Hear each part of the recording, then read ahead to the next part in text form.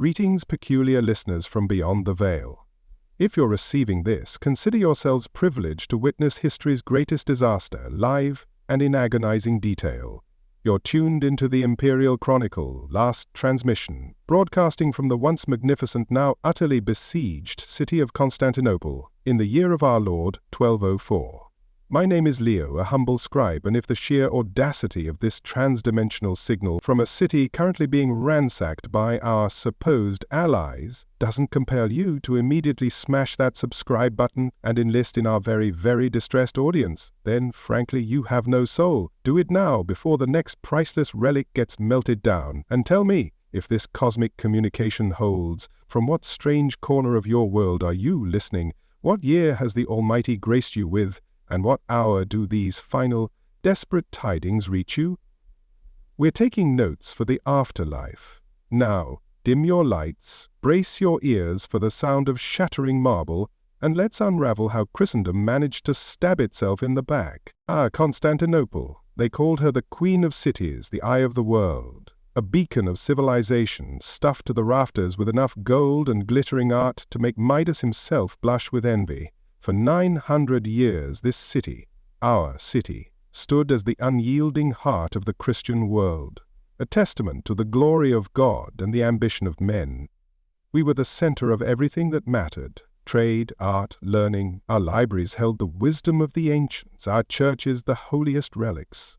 We were untouchable, or so we thought. Turns out, being that rich and that pious is less a blessing and more a gilded invitation for every greedy soul this side of the Hellespont. And believe me, the invitation was accepted with gusto. Our streets, once paved with marble and buzzing with the commerce of a dozen nations, are now slick with something other than rainwater. The scent of incense that once perfumed the air in our grand basilicas has been replaced by the acrid stench of smoke and the coppery tang of blood. The Hagia Sophia, the great church, a marvel that was said to have been built by angels, is now a scene of such desecration that even the devil himself might avert his gaze. Its golden mosaics, which once shimmered with the light of 1,000 candles, now reflect the flickering flames of Plunder. They say the city was a paradise on earth. Well, the gates have been kicked in, and the barbarians are enjoying the fruits of our labor with a savagery that is almost impressive in its thoroughness. We were told they were brothers in Christ, these Western Crusaders. They came with crosses emblazoned on their tunics, promising to liberate the Holy Land from the infidel, a noble cause to be sure, but it seems their piety has a price, and that price is everything we own. They looked upon our wealth not with reverence, but with a covetous gleam in their eyes. Our shimmering silks, our intricate jewelry, our mountains of gold, it was all too much for their simple, God-fearing souls to resist. So much for Christian charity. It appears our shared faith was merely a convenient excuse for the largest, most sacrilegious heist in the history of Christendom. The irony is as thick as the smoke choking our city.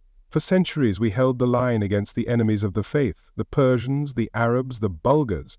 We were the shield of Europe, the bulwark against the tide of barbarism. And who is it that finally brings us to our knees? Not the Saracen, not the pagan, but our own supposed brethren. These knights of the Fourth Crusade, these champions of the cross, have done what no other enemy could. They have turned on their own, a betrayal so profound it would be laughable if it weren't so tragic. I suppose we should have seen it coming. When you flaunt your treasures in the face of the poor and desperate, you can't be surprised when they decide to help themselves. The great palaces that once hosted emperors and echoed with the subtleties of courtly intrigue are now being stripped bare by grubby, mailed fists. Priceless statues, relics of the old Roman grandeur, are being melted down for coin. Ancient manuscripts containing the accumulated knowledge of a millennium are being used as kindling for their celebratory bonfires. They are not just stealing our gold. They are erasing our history, our very soul. Every crash of a falling icon, every shattered piece of marble is a death knell for a civilization that believed itself eternal. It's a sobering lesson in the fragility of even the greatest of empires. I sit here amidst the ruins of my world, a scribe with no glorious deeds left to record, only the grim accounting of our fall.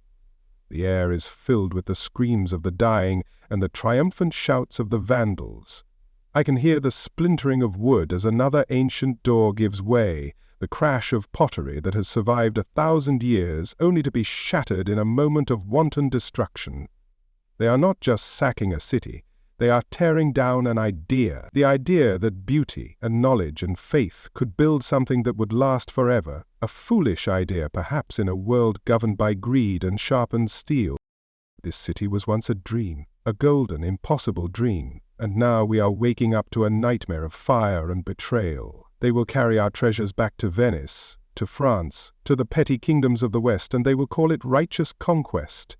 They will build their own cathedrals with our gold and claim the favor of a god who must surely be weeping at this spectacle. But they will never be able to replicate what they have destroyed. They have extinguished a light in the world, and the darkness that follows will be long and cold. If this glimpse into forgotten glory, this chronicle of a paradise lost to Christian avarice, has captivated you, then swear fealty to our channel. Do not let the memory of Constantinople fade into the footnotes of history. Subscribe now and bear witness to the stories that the victors would rather you forget. Click that button and join our ranks, lest you too be caught unawares when the wolves come, dressed in the sheep's clothing of faith. The world is a dark and treacherous place, and you'll need a guide who isn't afraid to stare into the abyss. Let us speak of our so-called allies, our brothers in commerce, the ever-pious, ever-pragmatic Venetians. Before their ships graced our shores with a cargo of righteous thugs, there was a deal. Of course there was a deal. With Venice there is always a deal. They are merchants first, Christians a very distant second. The leaders of this grand crusade, puffed up with Frankish arrogance and divine purpose, marched to Venice seeking passage to Egypt. They had a noble plan to strike the heart of the Saracen, a plan blessed by the Pope himself, a beautiful, holy, and wonderfully expensive plan. The Venetians, led by their ancient, blind, and unnervingly shrewd Doge, Enrico Dandolo, were more than happy to oblige. Blind he may have been, but he could smell a purse of gold from across the Adriatic. They quoted a price that would make an emperor blanch: 85,000 silver marks. For this, Venice would provide a fleet of warships and transports, provisions for a year, and an escort of their own, a grand fleet for a grand cause. The Crusaders, not known for their grasp of economics, readily agreed. They promised to pay up by the appointed date, confident that faith and the collection plates of Europe would provide. So, the holy warriors began to arrive in the summer of the year of our Lord 1202. They flocked to the Lido, a sweltering island camp full of zeal and empty of pockets. The great lords had mortgaged their lands, begged their vassals, and emptied their coffers, but when the final tally was made, they came up short. Not just a little short, they were 34,000 silver marks short of the agreed price. A catastrophic miscalculation. It seems God, in his infinite wisdom, does not provide lines of credit. This is where the story turns, where piety meets the cold, hard reality of a Venetian balance sheet. When the Crusaders showed up, hungry and broke, our Venetian friends saw an opportunity. For profit, naturally. The Holy Land could wait. Venice had bills to pay. Dandolo, that magnificent old fox, had them exactly where he wanted them. Thousands of armed men trapped on an island, indebted to him, and getting hungrier and more restless by the day. He had built an entire fleet for them, a massive investment for the Republic. He was not about to let them sail away on a tide of goodwill and broken promises. Dandolo, addressing the crestfallen Crusaders, made them an offer. A little detour, he proposed. A small favor to defer their debt. There was a city, you see, just down the coast. Zara. A Christian city. Yes, technically. It was a former Venetian subject that had the audacity to rebel and place itself under the protection of the King of Hungary, who had also taken the cross. A minor detail. Dandolo suggested that the Crusaders could help Venice reclaim what was rightfully theirs. In return, their debts would be postponed, a simple business proposition, really. Just a little light sacking of a fellow Christian city to get the Holy War back on track. The sheer, unmitigated gall of it is breathtaking. The Pope had explicitly forbidden the Crusaders from attacking any Christian lands. But the Pope was far away in Rome, and the Venetian fleet was right there, sails furled, anchors down. The choice was simple: attack Zara, or face humiliation, starvation, and the complete collapse of their holy enterprise. Some of the more devout crusaders were appalled, arguing that this was a monstrous perversion of their oath. They protested, they pleaded, but hunger and desperation are powerful arguments.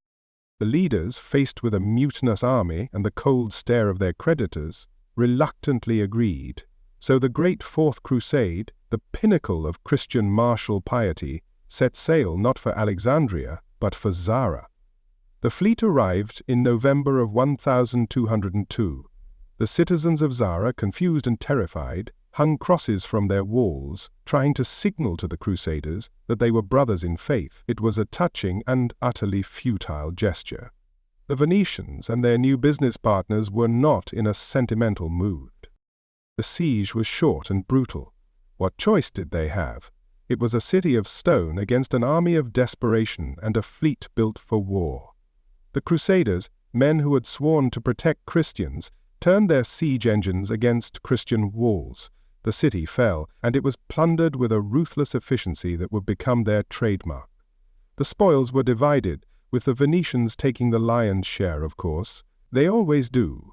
The first Christian blood of the Fourth Crusade was spilled not by Saracens, but by Crusaders themselves, all to settle a Venetian ledger. This act of naked aggression against a fellow Catholic city sent shockwaves through Christendom. The Pope was furious. He excommunicated the entire crusade, Venetians included. A crusade excommunicated by the very Pope who launched it? You cannot write this sort of irony. But Dandolo was a man who understood power. Papal bulls were just pieces of parchment. Control of the sea, control of trade, and a mountain of someone else's gold, that was real power. The excommunication was quietly negotiated away for the Franks, but the Venetians, they wore it like a badge of honor. It was during the winter, as the Crusaders camped in the ruins of the city they had just destroyed, that a new opportunity presented itself. An opportunity that would divert them from the Holy Land forever and set their sights on a far richer prize. An opportunity that would lead them right here, to the gates of Constantinople.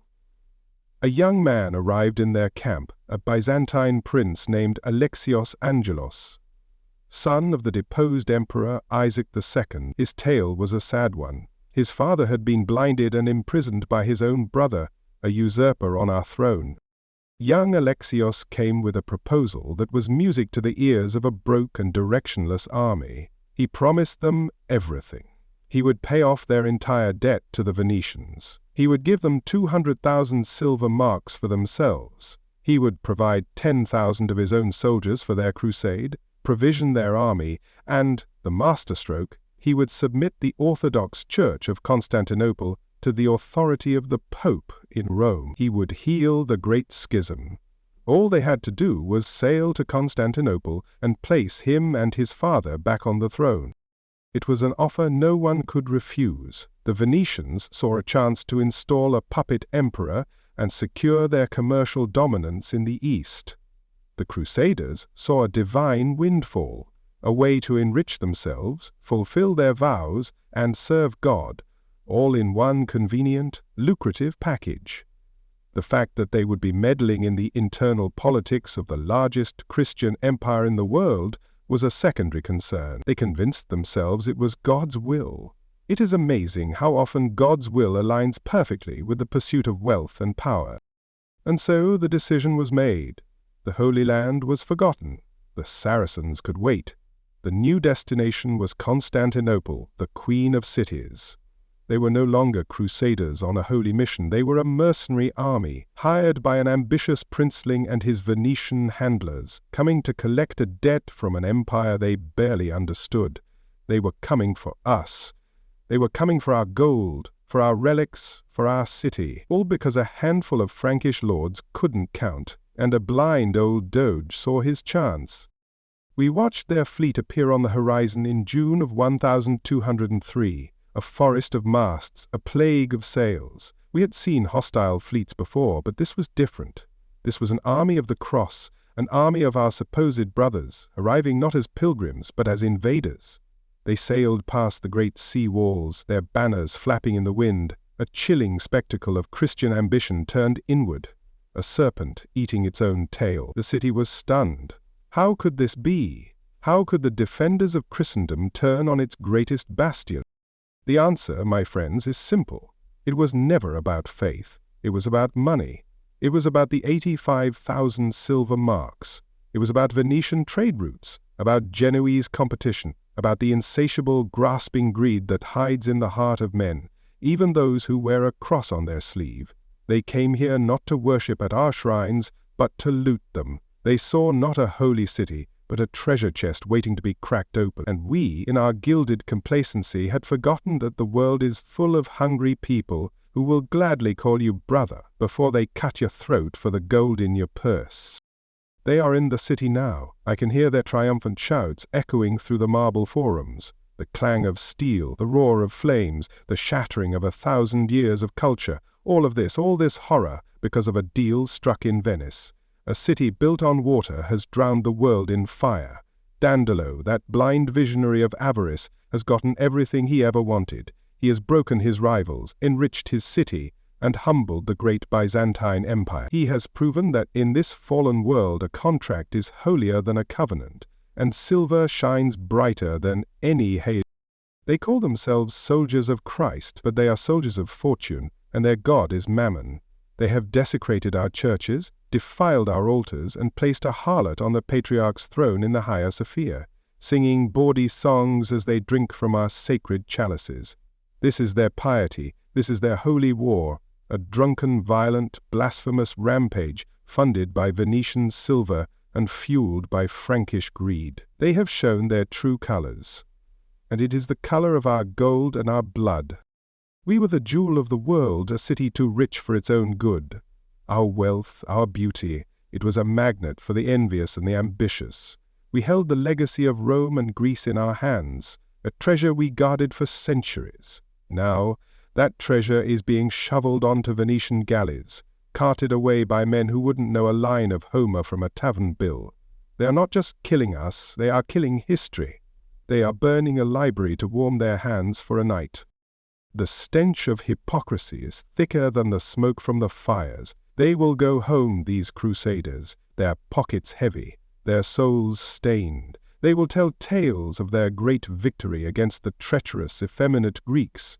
They will be hailed as heroes of the faith. Their Venetian paymasters will count their profits and commission great works of art to celebrate their triumph. Art paid for with our suffering. History, as they say, is written by the victors, especially when the victors have stolen all the ink and parchment. Do not let their version of the story be the only one that survives. Do not let the truth of this betrayal be buried under a mountain of pious lies and stolen gold. The voices of the dead cry out from the ashes of this city, and they demand to be heard. They demand a reckoning. They demand that the world know who did this to them and why. It falls to us, the survivors, the witnesses, to keep that memory alive. If you believe that history's debts must be paid in full, that the crimes of the past must not be forgotten, then you have found your place. This broadcast, this chronicle of our ruin, is a testament against the convenient piety of powerful men. Swear your allegiance not to a cross or a crown, but to the unvarnished truth. Subscribe to this channel, join our legion of scribes, and together we will ensure that the story of Constantinople's fall is not just a footnote, but a warning about the true price of greed dressed as piety. Do it now. Click that button. Let the world know that you are listening, that you remember. Let them know that even in the darkest of nights there are still those who tend to the flickering flame of truth. The Venetians may have our gold, but we, my friends, we have the story, and in the end, that may be the only treasure that truly matters.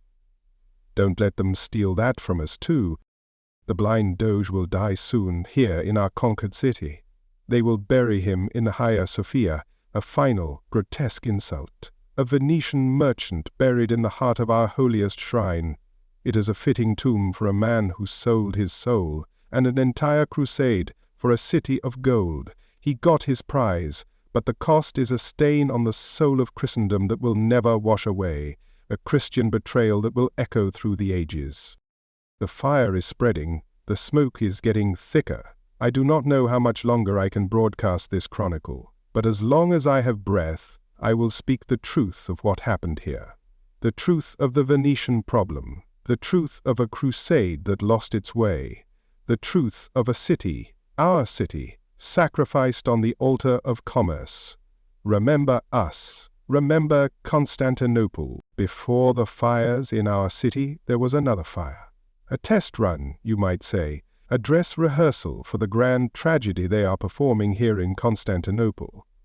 Before they turned on us, the Orthodox, they first had to practice on their own kind, the Catholics. The unfortunate stage for this debut performance was a city on the Dalmatian coast, a port called Zara, a good Christian city loyal to the King of Hungary, a man who had himself taken the Crusaders' oath, a fact that makes this whole affair even more deliciously perverse.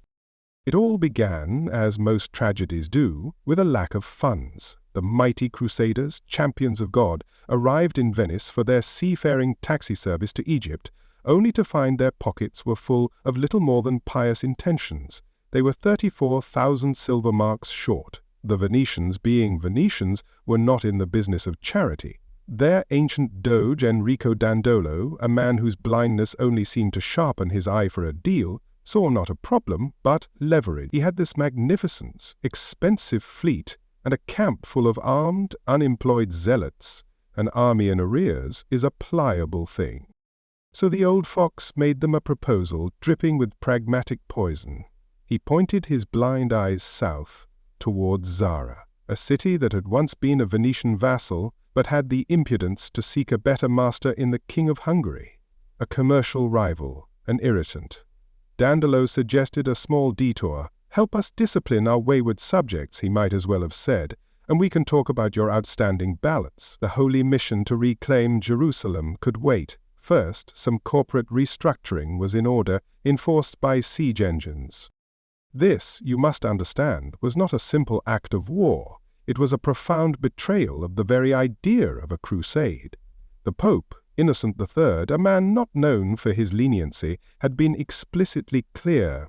His holy warriors were forbidden from harming fellow Christians. To do so was to invite the wrath of God himself in the form of immediate excommunication. The Crusaders were not just being asked to collect a debt, they were being asked to spit on their sacred vows and defy the Vicar of Christ for the sake of Venetian shipping interests. The army was split. There were gasps of horror. Men like Simon de Montfort, a pious brute if ever there was one, argued passionately against it. This was a sin, a monstrous diversion from their holy purpose.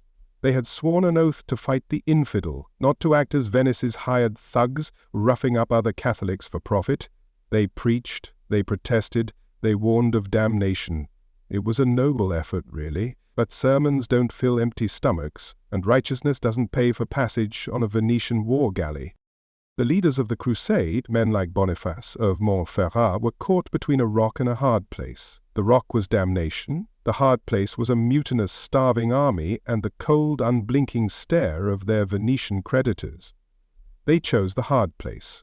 They reasoned, with the kind of twisted logic only desperate men can muster, that it was a necessary evil, a small sin to enable a greater good. They had to hold the army together, and if that meant sacking a Christian city, well, omelette, eggs, and so on. And so, in the autumn of the year 1202, the Fourth Crusade set sail, not for the gleaming shores of the Holy Land, but for Zara. When the fleet, the largest seen in these waters for an age, appeared before their walls, the people of Zara were understandably confused. They were Catholics. They were on the same team. They hung huge crosses and religious banners from the ramparts, a desperate signal to the approaching army. "We are Christians, don't you see?" It was a touching display of faith, and utterly pointless. The Crusaders saw the crosses, of course. They just didn't care. Or rather, the Venetians didn't care. And the Crusaders were in no position to argue. First they sacked Zara, a nice Catholic city. Bit of a warm-up, apparently. We should have known then that their holy mission had some flexible interpretations. The siege began. Catapults that were meant to crumble the walls of Jerusalem now hurled stones at the homes of Hungarian subjects. The city held out for 5 days. 5 days of disbelief and terror as men wearing the cross battered their walls. On the 5th day they surrendered. The gates were opened, and the holy warriors of Christ poured in. What followed was a plunder so thorough, so systematic, that it could only have been orchestrated by merchants. The city was stripped of everything of value, homes were looted, churches desecrated, and the spoils meticulously divided between the French and the Venetians. It was a successful business venture. Word of this, of course, reached Rome. Pope Innocent was incandescent with rage. He had launched this crusade to restore Christian glory, and its first act was to devour its own. He made good on his threat. He brought the hammer of excommunication down upon the entire army, every last one of them. For a moment the crusade was an army of the damned, cast out of the very church they had sworn to defend. A holy war without the backing of the Holy Father, a truly magnificent failure.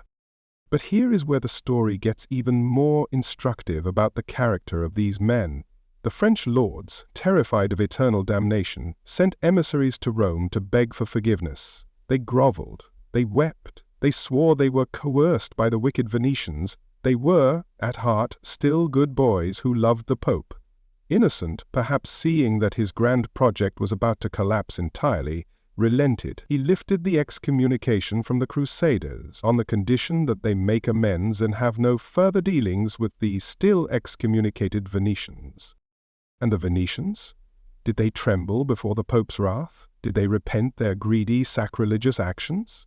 Of course not. They shrugged. Excommunication was a nuisance, a temporary disruption to trade. Dandolo, it is said, simply concealed the papal letter from his people. What they didn't know wouldn't hurt their productivity. The Venetians kept their share of the loot from Zara and their control over the crusade. They had the ships, they had the money, and now they had an army that had already proven its moral flexibility. The winter in Zara was a miserable affair. The army was camped in a ruined city, its soul stained, its purpose lost. They were excommunicated, then forgiven, and now allied with a group of excommunicated merchants who held all the cards. The air was thick with resentment and disillusionment. The great spiritual enterprise had devolved into a squalid smash and grab. This was the moment the soul of the Fourth Crusade truly died. What was left was a zombie army, animated by greed and desperation, looking for its next meal. And it was in this moral vacuum, this spiritual graveyard, that the next temptation arrived. Prince Alexios Angelos, our ambitious, exiled princeling, showed up with his glittering offer, an offer to divert them once more, this time to Constantinople, an offer of immense wealth and the promise of reuniting the churches. To an army that had just sacked a Catholic city for pocket money, the idea of sacking an Orthodox one for a king's ransom must have seemed like a logical next step, a promotion even. Zara was the precedent. Zara was the proof of concept. It proved that the Crusaders were willing to attack other Christians if the price was right. It proved that papal authority could be ignored when it conflicted with Venetian profit. It proved that the sacred cross they wore could be used as a flag of convenience for a campaign of piracy.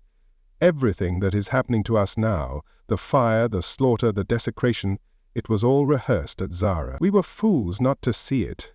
We thought we were different. We thought our walls were too high, our faith too ancient. We were wrong. They learned at Zara that a Christian city cut off from aid could be broken. They perfected their techniques of plunder and division of spoils. They bloodied their swords on men and women who prayed to the same God.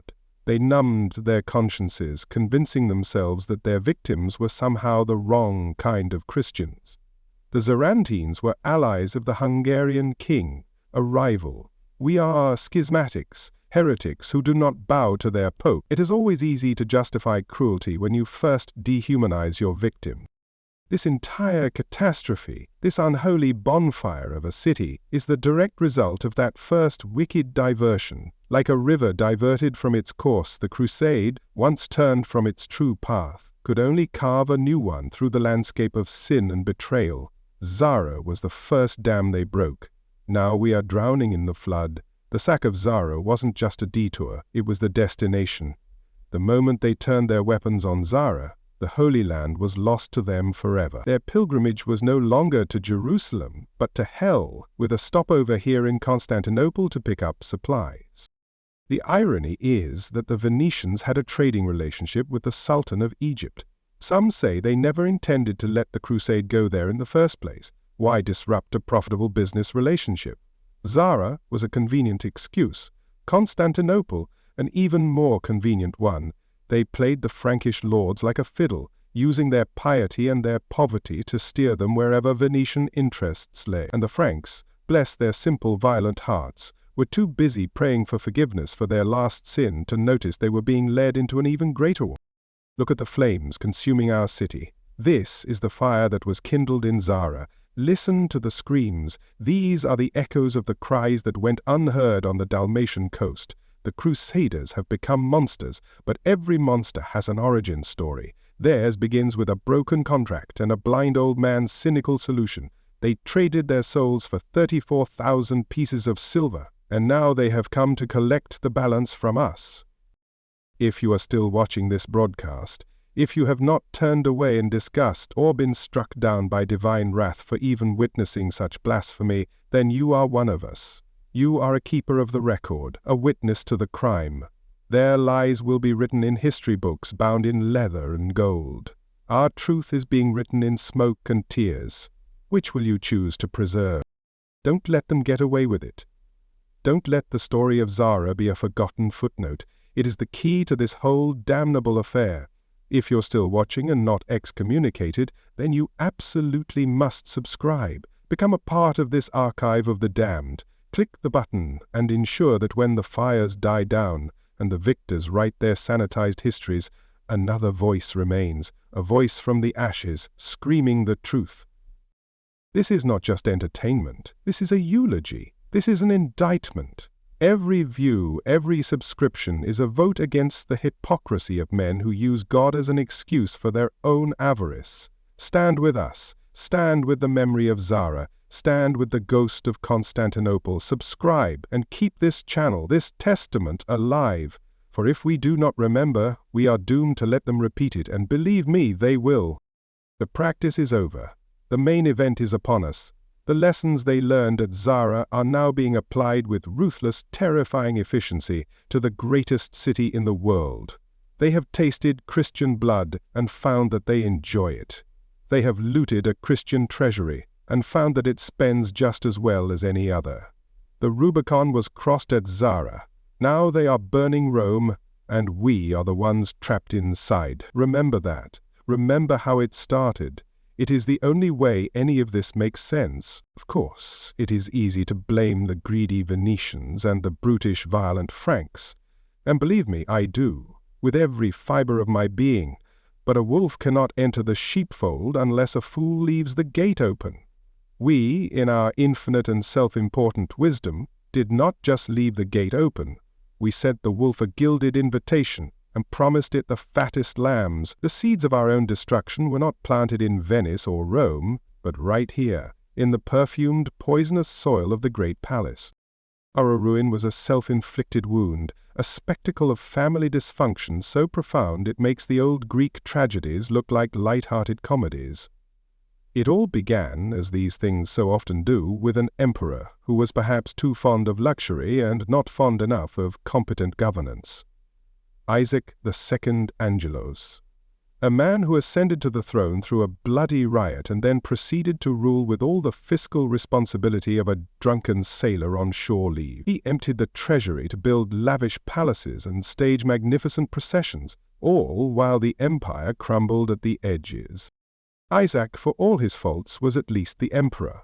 But in Constantinople, being emperor is less a secure position and more a temporary title, waiting for the next ambitious relative to challenge it. In the year 1195, while Isaac was out enjoying a pleasant hunting trip, his own brother, a man also named Alexios, decided the throne would look much better with him on it. A classic family squabble, Byzantine style. While Isaac was chasing deer, his brother was chasing the crown. This wasn't a clean transfer of power. We don't really do those here. The usurper, who crowned himself Alexios III, captured his brother, Isaac, our emperor, Did he grant him a comfortable retirement in a monastery? A quiet exile? Of course not. That would be far too civilized. Instead, in a cherished imperial tradition designed to prevent any future claims to the throne, he had Isaac's eyes put out with a hot poker. Blinding a rival is our grotesque version of a non-compete clause.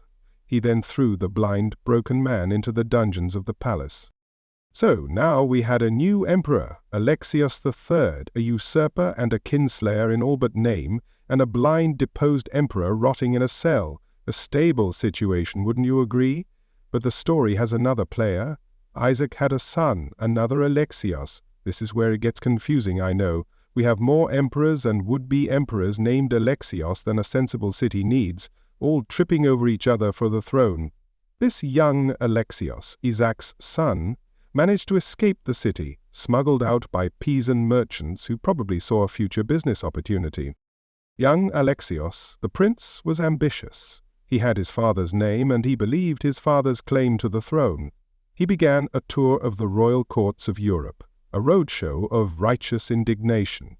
He went to his sister Irene, who was married to a German king, Philip of Swabia. He pleaded his case, seeking aid to oust his wicked uncle and restore his blind father. He was young, charming, and had a terribly sad story to tell. And most importantly, he was willing to make promises, extravagant, desperate, ruinous promises. Meanwhile, the Fourth Crusade was getting thoroughly bogged down in Zara. They had just sacked a Catholic city to pay off their Venetian creditors and were now an excommunicated army without a clear purpose, wintering in a city they had just destroyed. They were a hammer looking for a nail. And our clever little prince, young Alexios, saw his chance. He, or perhaps his German brother-in-law, had a brilliant, catastrophic idea: hire the Crusaders, invite this very large, very angry Frankish army to sort out our family squabbles. The prince arrived at the Crusader camp in Zara like a prayer answered, albeit a prayer from a very dark and vengeful god. He laid out his offer, a deal with the devil dressed in the finest Byzantine silk, if they, the noble Crusaders, would divert their holy mission from Jerusalem to Constantinople and place him and his blind father back on the throne. He would give them everything they ever dreamed of. It was an offer calibrated perfectly to appeal to their greed and their piety, a masterful stroke of temptation. First, the money. He promised to pay off their entire remaining debt to the Venetians, gone, wiped clean. Then, he promised them an additional 200,000 silver marks for their trouble, a fortune that would make every knight and baron on the crusade fantastically wealthy. He wasn't just offering to settle their bill, he was offering to make them rich beyond their wildest imaginings. You could see the glint in their eyes from across the Adriatic. Second, military support. Once he was emperor, he would personally lead 10,000 Byzantine soldiers to join their crusade to the Holy Land. He would also provision their entire army for a year and maintain a permanent garrison of 500 knights in the Holy Land at his own expense. He was promising to single-handedly fund and reinforce their entire holy war. It was a military offer they could not refuse. And the final masterstroke, the gilded lily on this poisoned chalice. He promised to end the Great Schism. He would submit the entire Eastern Orthodox Church to the authority of the Pope in Rome. He offered to heal the centuries-old rift between the two halves of Christendom. For the more pious crusaders, this was an irresistible prize. They could justify this entire diversion as a holy act, a mission from God to reunite his church. Never mind that the prince had absolutely no authority to make such a promise, it sounded good.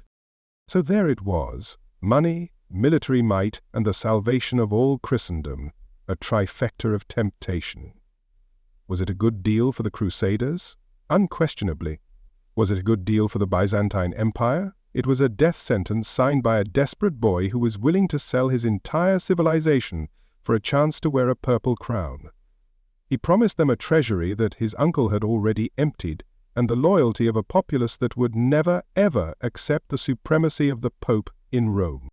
The leaders of the crusade, already morally compromised from the sack of Zara, leapt at the chance. It solved all their problems. Their debts would be paid, their coffers filled, their holy mission revitalized, and they could cloak the entire sordid affair in the noble language of restoring a rightful ruler and healing the church. They presented it to the rank and file as God's will. See how the Lord provides. He has sent us this noble prince to lead us to an even greater victory.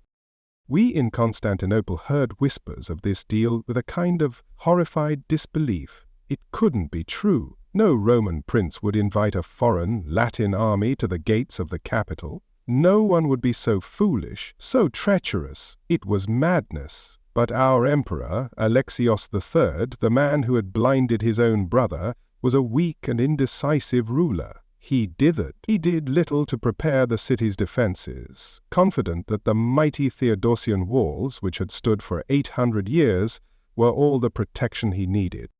He underestimated the greed of the Latins, and he vastly underestimated the stupidity of his own nephew. When the Crusader fleet, with the young pretender on board, arrived in June of 1203, the city was thrown into chaos.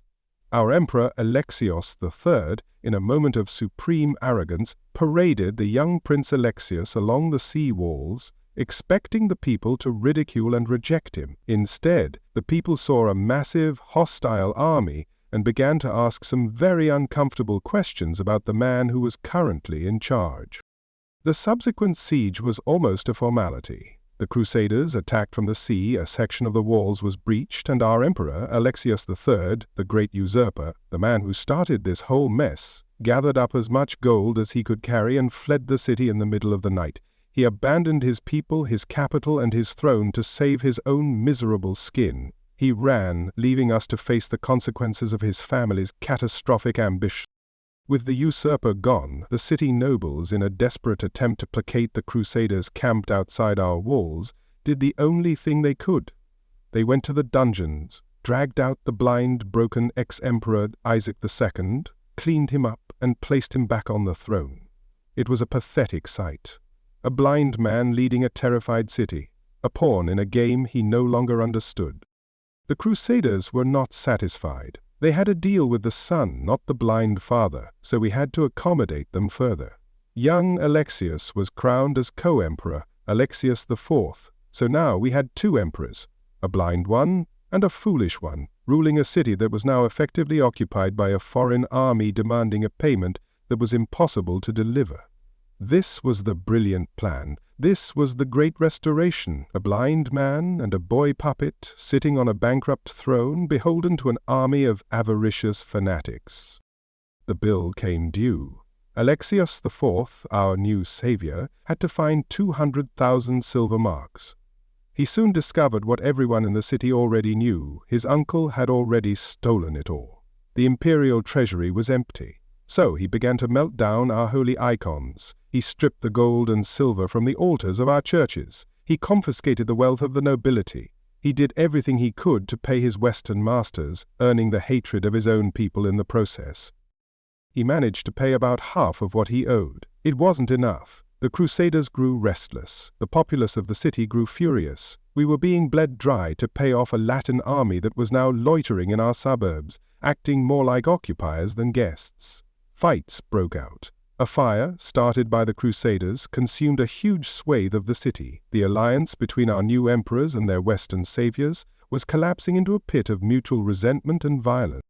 This entire disaster was our own doing. We let our politics become a blood sport. We prioritized personal ambition over the stability of the state.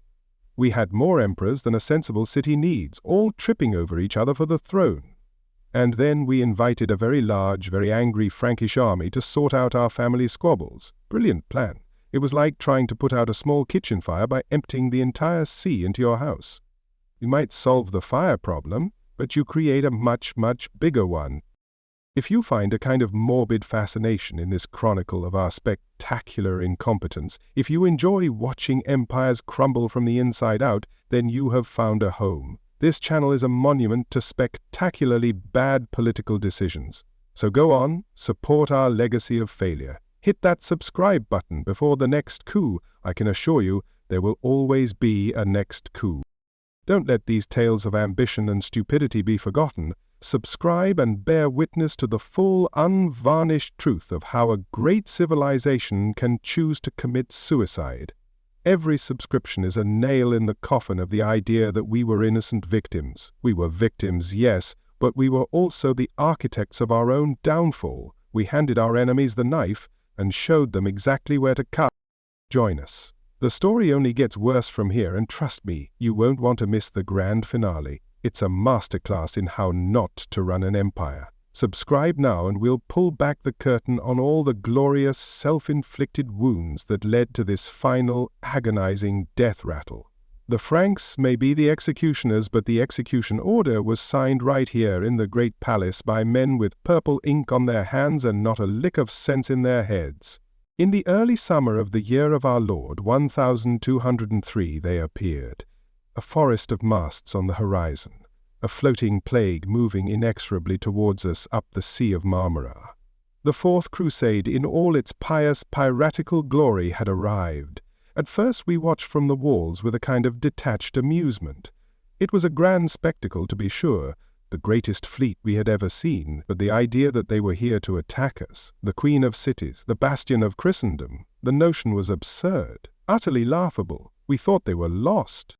Our emperor at the time, Alexius III, the usurper who had blinded his own brother, was a man of supreme and unwarranted confidence. He believed the city to be impregnable. For 800 years these walls had repelled every foe, Avars, Arabs, Russ, Bulgars. What were a few thousand boorish Franks and money-grubbing Venetians going to do? He assumed they were merely posturing, a show of force to intimidate him into some sort of payment for the petulant prince they had in tow. He was wrong. It's a recurring theme in this story.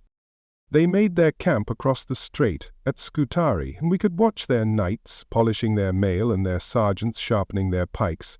It was all rather theatrical. They sent an envoy, a herald, demanding we accept the young Alexius as our rightful emperor. Our emperor Alexius III basically laughed in his face. He mocked their impudence. Who were they to tell us who should rule the Roman Empire? It was a fine speech, full of imperial arrogance. Unfortunately, arrogance is not a very effective defense against a motivated and desperate army. The first true moment of disbelief came when they decided to show us their pet pretender, the young Alexios. They sailed a galley along the sea walls of the city, parading the boy on the deck like a prize pig. They shouted up at us, telling us our rightful lord had returned and that we should welcome him. The citizens on the walls looked down, utterly perplexed. Who was this boy? We owed our allegiance to the emperor in the palace, not some runaway with a Latin army for an escort. We shouted insults back at them. It seemed like the appropriate response. This only angered them further. They showed up, yelling about God wills it, while trying to knock down our walls. We thought they were lost. Turns out they were just very, very rude tourists. Their first real move was not against the city itself, but against the Tower of Galata, on the other side of the Golden Horn. This was the key to our naval defense. A great iron chain stretched from the tower across the mouth of the harbor to the city proper, sealing it off from enemy fleets. Clever system that had protected us for centuries. The Crusaders knew they had to break it. The fighting at Galata was fierce. Our soldiers stationed in the tower fought bravely. But the Crusaders, for all their moral failings, are exceptional soldiers. They landed their forces and a brutal, bloody battle ensued on the shores of the Golden Horn. Our troops were overwhelmed, the tower fell, and with it the great chain was sundered. The Venetian fleet, with their blind old doge Enrico Dandolo at the helm, sailed triumphantly into our harbor. It was a devastating blow. The heart of our city was now exposed. Even then we didn't truly panic. The land walls, the great Theodosian walls, were still considered impregnable. They stretched for miles, a triple line of defense that had never been breached. Let the Venetians have the harbor, we thought. Let the Franks waste their energy against the land walls. So our emperor, Alexius III, finally decided to act. He marshaled our army, a glittering host of horsemen and infantry, and marched them out of the city gates to face the Crusaders in open battle. It was a magnificent sight. Our army vastly outnumbered theirs. The Crusaders, seeing our legions arrayed before them, prepared for death. They took communion. They wrote their last wills. They were terrified. And then the most Byzantine thing imaginable happened. Nothing. Our Emperor Alexios III, with victory in his grasp, simply stood there. He paraded his army, made a great show of force, and then, for reasons that escape all logic and sanity, he ordered a retreat back into the city. He lost his nerve. He snatched defeat from the jaws of a certain victory. This act of imperial cowardice shattered the morale of the city's defenders. If our own emperor would not fight for us, why should we? It also emboldened the Crusaders beyond measure. They now saw us not as a mighty empire, but as a hollow shell led by a fool. They pressed their attack with renewed vigor. The Venetians, ever the pragmatists, focused on the weaker sea walls along the Golden Horn. Their galleys, fitted with siege towers and flying bridges, moved in for the kill. It was the 17th of July, a day that will live in infamy. The Venetian attack was a marvel of naval engineering and ruthless efficiency. Their ships pulled right up to the walls, and their soldiers, led by the nonagenarian blind Doge himself, stormed the battlements. Dandolo, holding the banner of St. Mark, was among the first to leap onto the walls. A blind man in his 90s leading a charge. You have to admire the sheer audacity of it. They captured a section of the wall, taking 25 towers. The city was breached. To cover their assault, the Venetians set fires, great roaring infernos that consumed entire districts of the city. The wind whipped the flames into a frenzy, and a huge cloud of black smoke billowed over the Queen of Cities. People fled their homes in terror. Their life's possessions turned to ash in moments. The fire raged for 3 days. It was the worst fire the city had seen in centuries, a wound carved into our heart by our supposed brothers in faith. While the Venetians were busy capturing our walls and burning our homes, the French knights were being held at bay by the elite Varangian guard at the land walls. These axe-wielding Northmen, mercenaries loyal to the Emperor's gold, were putting up a ferocious fight. They were our last best hope. But then, news of the Venetian success and the great fire spread through the city. Panic set in, and our Emperor Alexios III, the man responsible for this whole catastrophe, made his final, pathetic move. He did not rally the troops for a counterattack. He did not go to the Varangians to lead them in a glorious last stand. No, he went to the palace treasury, gathered up 10,000 pounds of gold, took his favorite daughter, and fled in the middle of the night. He slipped out of a postern gate and abandoned his capital, his people, and his throne. He ran. He simply ran away, leaving us to the mercy of the invaders. The next morning, the city awoke to find itself without an emperor.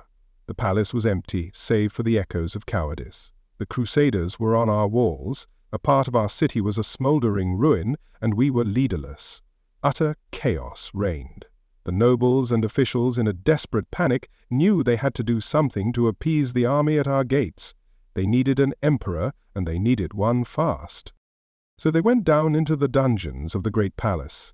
There, in the damp and the dark, they found Isaac II Angelos, the former emperor, blind and broken, who had been rotting in that cell for 8 long years. They dragged him out, cleaned him up, dressed him in the imperial purple, and propped him up on the throne. They presented this bewildered, sightless old man to the Crusaders as their rightful ruler, restored at last. It was a surreal, tragicomic scene. The city had fallen not with a great heroic bang, but with a pathetic whimper. There was no final, glorious battle. Our emperor fled, and we were forced to reinstate a blind man who probably didn't even understand what was happening. We had been defeated, not so much by the Crusaders' strength, but by our own spectacular incompetence and cowardice. We had lost because our leaders were fools and our politics a suicidal circus. The Crusaders, seeing the blind Isaac on the throne, were not entirely satisfied. Their deal was with the son, young Alexios, so we had to go one step further into the abyss of humiliation. We had to crown the boy, Alexios IV, as co-emperor alongside his father. So now we had 2 emperors, one blind, one a feckless youth, 2 puppets whose strings were held firmly by the Crusader leadership and their Venetian bankers. This was the end of the first siege. We had lost. We had invited the wolves in, and now they were making themselves comfortable in our house. demanding to be fed. The young Alexios IV now had to fulfill his side of the bargain. He had to produce a mountain of gold from an empty treasury and force a resentful populace to submit to a foreign church, an impossible task. This brief, miserable peace was just an intermission. The real tragedy was yet to begin. We looked at these Latins in our city with a mixture of hatred and awe. They were uncouth, violent, and smelled faintly of wet dog, but they were effective. They had done what no army had done in 800 years. They had breached the walls of Constantinople. They had humbled the Roman Empire with a terrifying blend of religious fervor, military discipline, and commercial ruthlessness. We had underestimated them badly. This chronicle of woe, this tale of our city's spectacular misjudgment, is a lesson for the ages. A lesson in what happens when arrogance meets desperation, when internal division invites external predation.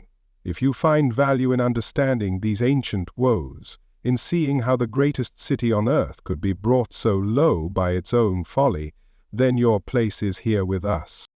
Help us piece together this shattered history.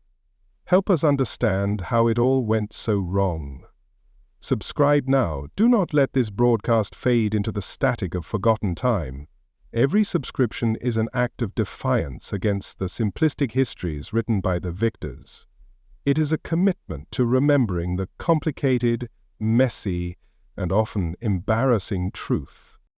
Support this channel. Become a patron of this archive of misery. Click that button and ensure that the voice of the vanquished is not silenced. We are chronicling the death of a civilization in real time. It is a grim, essential task. Join us. You will not be disappointed by the depths of the tragedy yet to come. It's a story that needs to be told, a warning that needs to be heeded. Subscribe and listen. So, we had a new emperor, or rather, two of them. A blind old man dragged from a dungeon and his feckless son, our dear Prince Alexios IV, now sitting beside him on a throne he had bought with promises he could not keep.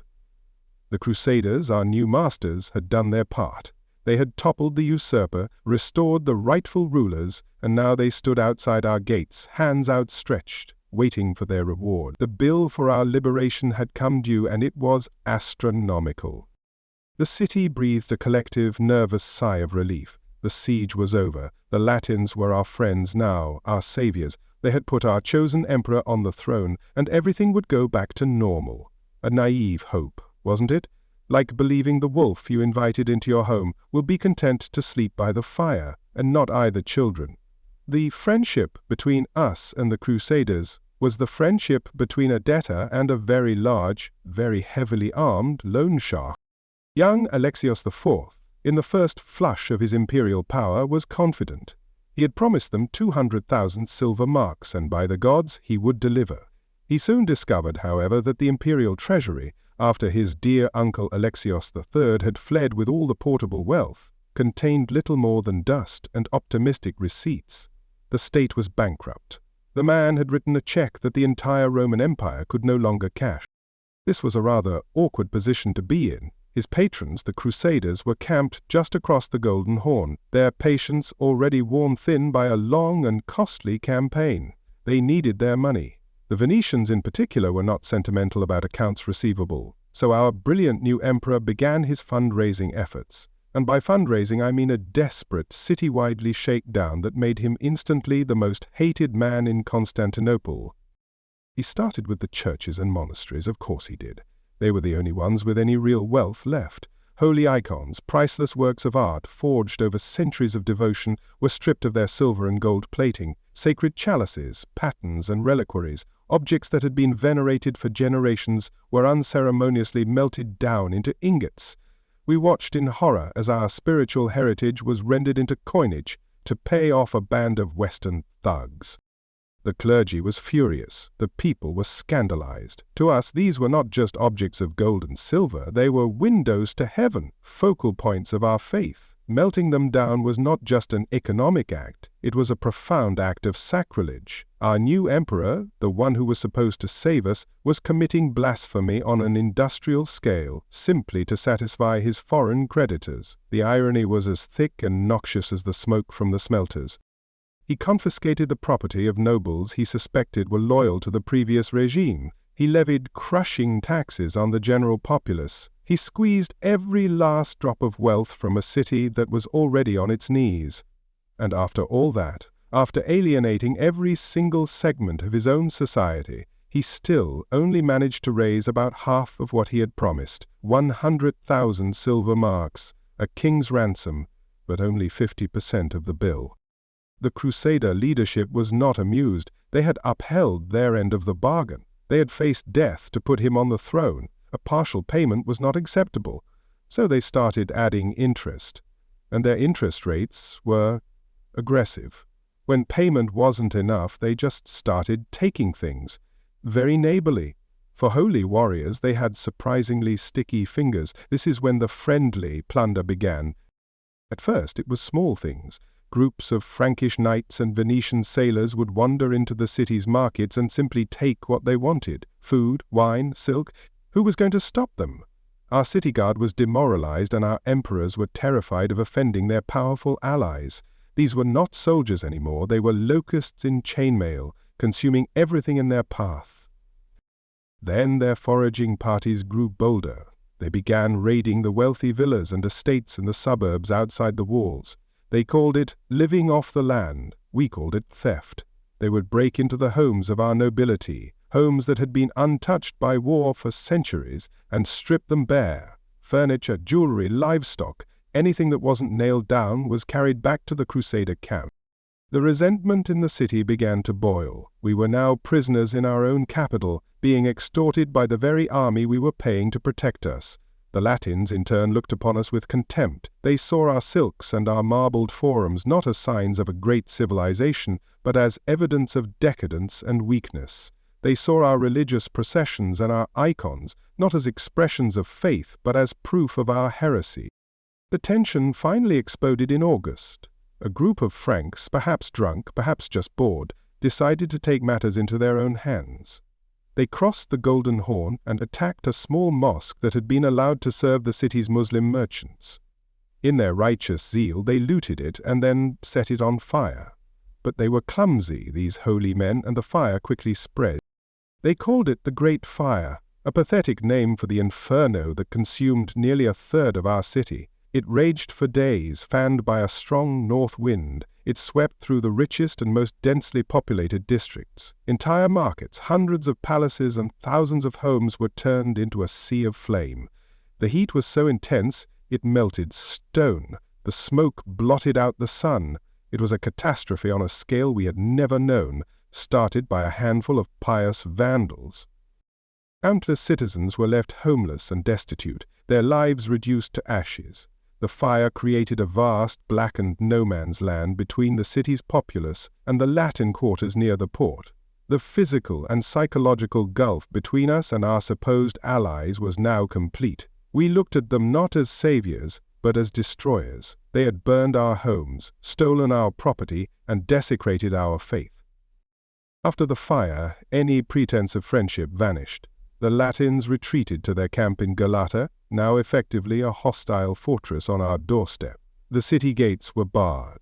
We were once again under siege, but this time the enemy was already inside our bank accounts and had just torched our neighborhoods. Alexios IV was trapped, hated by his own people for his sacrilegious taxes, and distrusted by his Latin patrons for his failure to pay. He made one last desperate attempt to appease the Crusaders. He took them on a campaign through Thrace, trying to consolidate his rule and wring more taxes out of the provinces.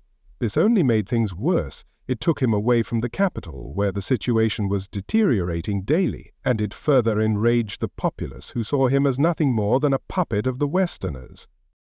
While he was away, the hatred between the Greeks and the Latins in the city reached a fever pitch. A radical preacher began to whip up anti-Latin sentiment. Riots broke out. The considerable number of Latin residents who had lived peacefully in Constantinople for years were now targeted. Many were killed, and their property was seized. It was a bloody, ugly affair, a mirror image of the Crusaders' own violence.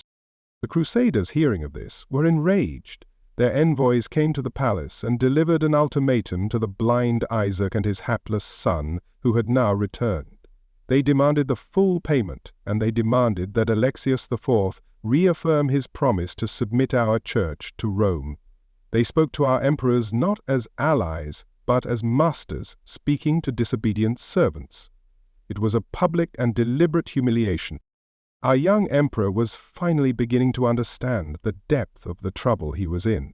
He could not pay them, and he knew that forcing the city to accept the Pope's authority would lead to his immediate overthrow and death. So he refused. He finally stood up to his creators. It was a brave act, and it was also a fatal one. The Crusaders now saw him not as an ally to be supported, but as an obstacle to be removed. This city was a tinderbox. The populace was on the verge of open rebellion. The Crusaders were preparing for a full-scale assault, and our two emperors were powerless, isolated in their palace, hated by everyone. The friendly plunder was over. The gloves were off. The mask of liberation had been dropped, revealing the snarling face of pure, unadulterated greed. They were no longer here to restore an emperor. They were here to collect a debt, and they were prepared to foreclose on the entire city. If you find this slow, agonizing descent into chaos, this tale of a friendship curdling into hatred, as fascinating as I find it terrifying, then you know what you must do. This is not just history, it is a lesson in the nature of power and the true cost of inviting foreign armies to solve your domestic problems. Smash that subscribe button now. Do not let the embers of this memory grow cold. Become a chronicler of this disaster alongside me. Support this broadcast. Every subscription tells the world that the truth matters, even when it is ugly, even when it makes everyone look bad. We will not shy away from the incompetence of our leaders or the brutality of our enemies. We will record it all. This chapter of our fall is crucial. It is the moment when all hope of a peaceful resolution died. It is the story of how saviors become predators. Subscribe now and you will not miss a single excruciating detail of the final act.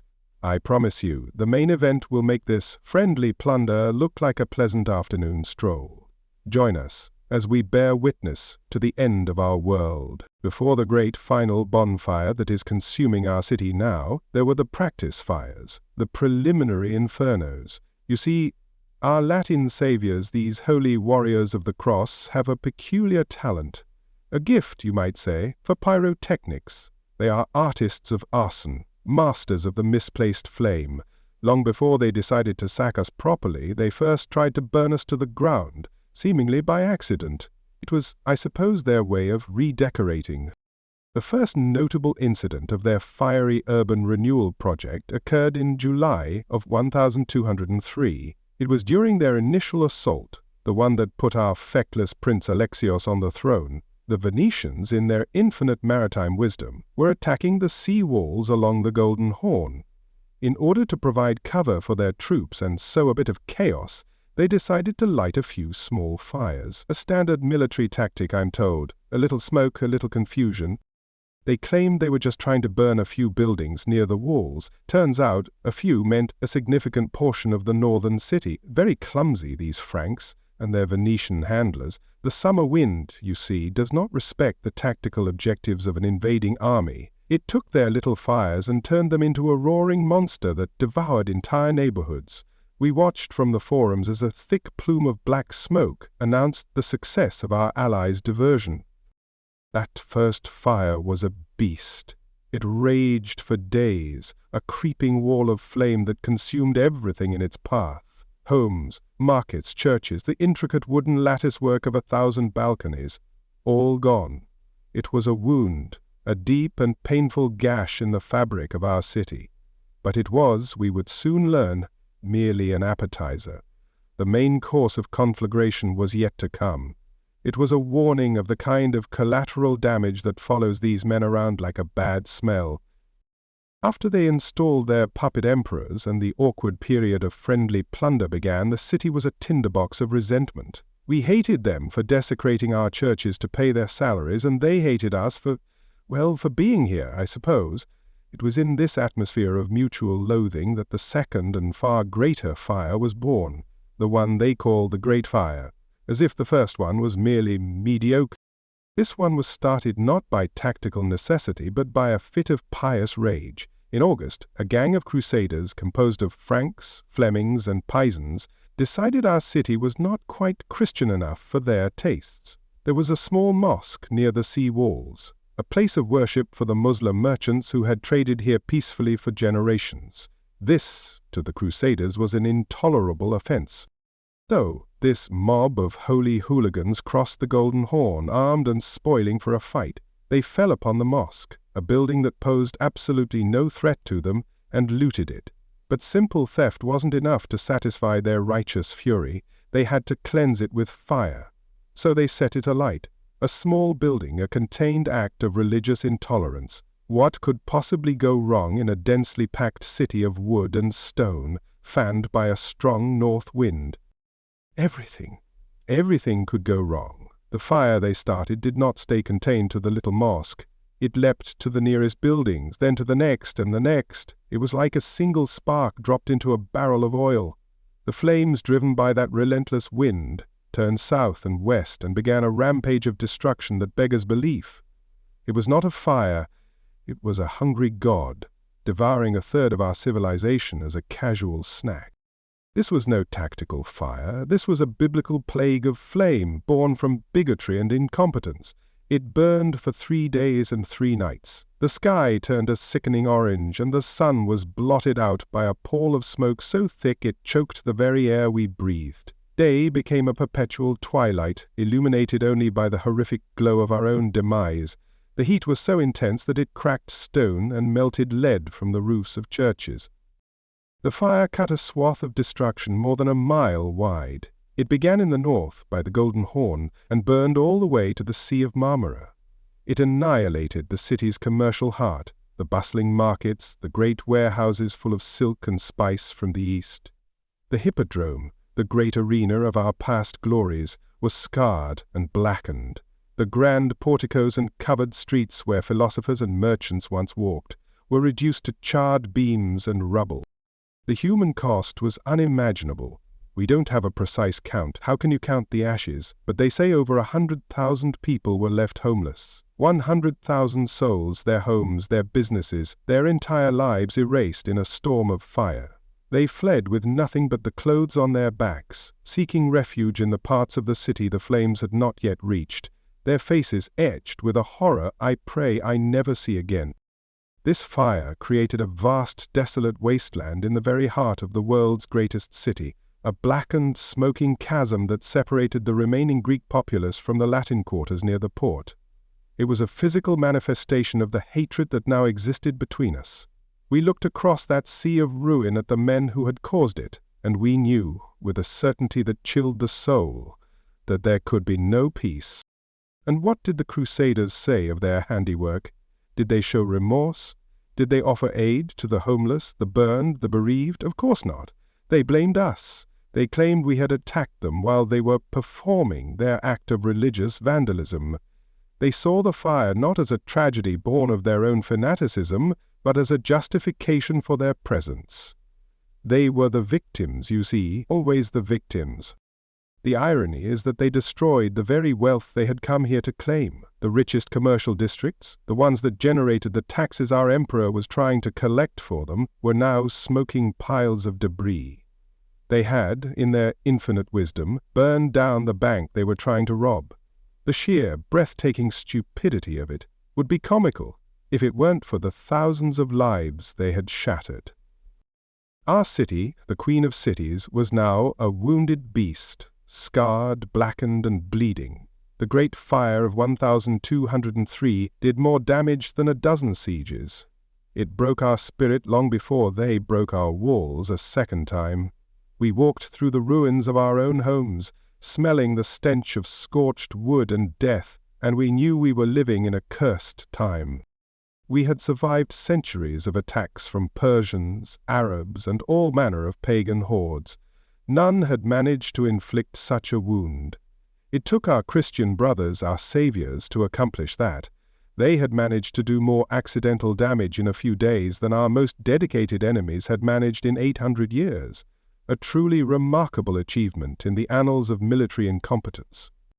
They burned our books. our art, our history. The Library of Constantinople, with its countless irreplaceable ancient manuscripts, was in the path of the fire. How many works of Aristotle, Plato, Sophocles, how much accumulated wisdom of the ancient world was turned to smoke and ash to satisfy the pyromaniacal urges of a few ignorant Franks. The loss is incalculable. It is a wound to the mind of all mankind. This city, before they came, was a living museum, a continuous civilization stretching back to the great Constantine himself. Every street corner had a story, every church a treasure. They put a torch to that legacy. Not with malice, at first, just with a kind of brutish, careless violence that is perhaps even more insulting. To be destroyed by a worthy foe is a tragedy. To be burned to the ground by a pack of clumsy, pious thugs is a farce. And now, as I watch the final fires of the sack of 1204, I see it is all part of the same story. The fires of last year were just the prelude. They were practicing. They were getting a feel for the acoustics of our destruction. They have a talent for it, I will grant them that. They have a genius for turning gold into ash and civilization into rubble. If you are listening to this, amidst the crackle of flame and the crash of falling marble, understand this. The Inferno you see now is not a new event. It is the climax of a story that began with a few sparks a year ago. A story of how faith, greed, and sheer blundering incompetence can combine to create a perfect storm of destruction. Don't let the memory of this historical inferno fade into forgotten history. Don't let them claim the final sack was the only crime. They had been destroying us in installments. Hit that subscribe button. Keep this broadcast alive. Let it be a beacon of memory in a world that would prefer to forget the smell of a burning city. Every subscription is a refusal to let the ashes settle. It is a promise to remember the homeless, to remember the burned libraries, to remember the sheer idiotic waste of it all. This is not just a story of a battle. It is the anatomy of a disaster, a step-by-step guide on how to accidentally burn down one of the world's greatest treasures. Support this channel, this archive of flames. Let us chronicle this tragedy together, from the first spark to the final ember. The world needs to know how easily a light can be extinguished, not by a great wind, but by the careless hands of those who claim to be its guardians.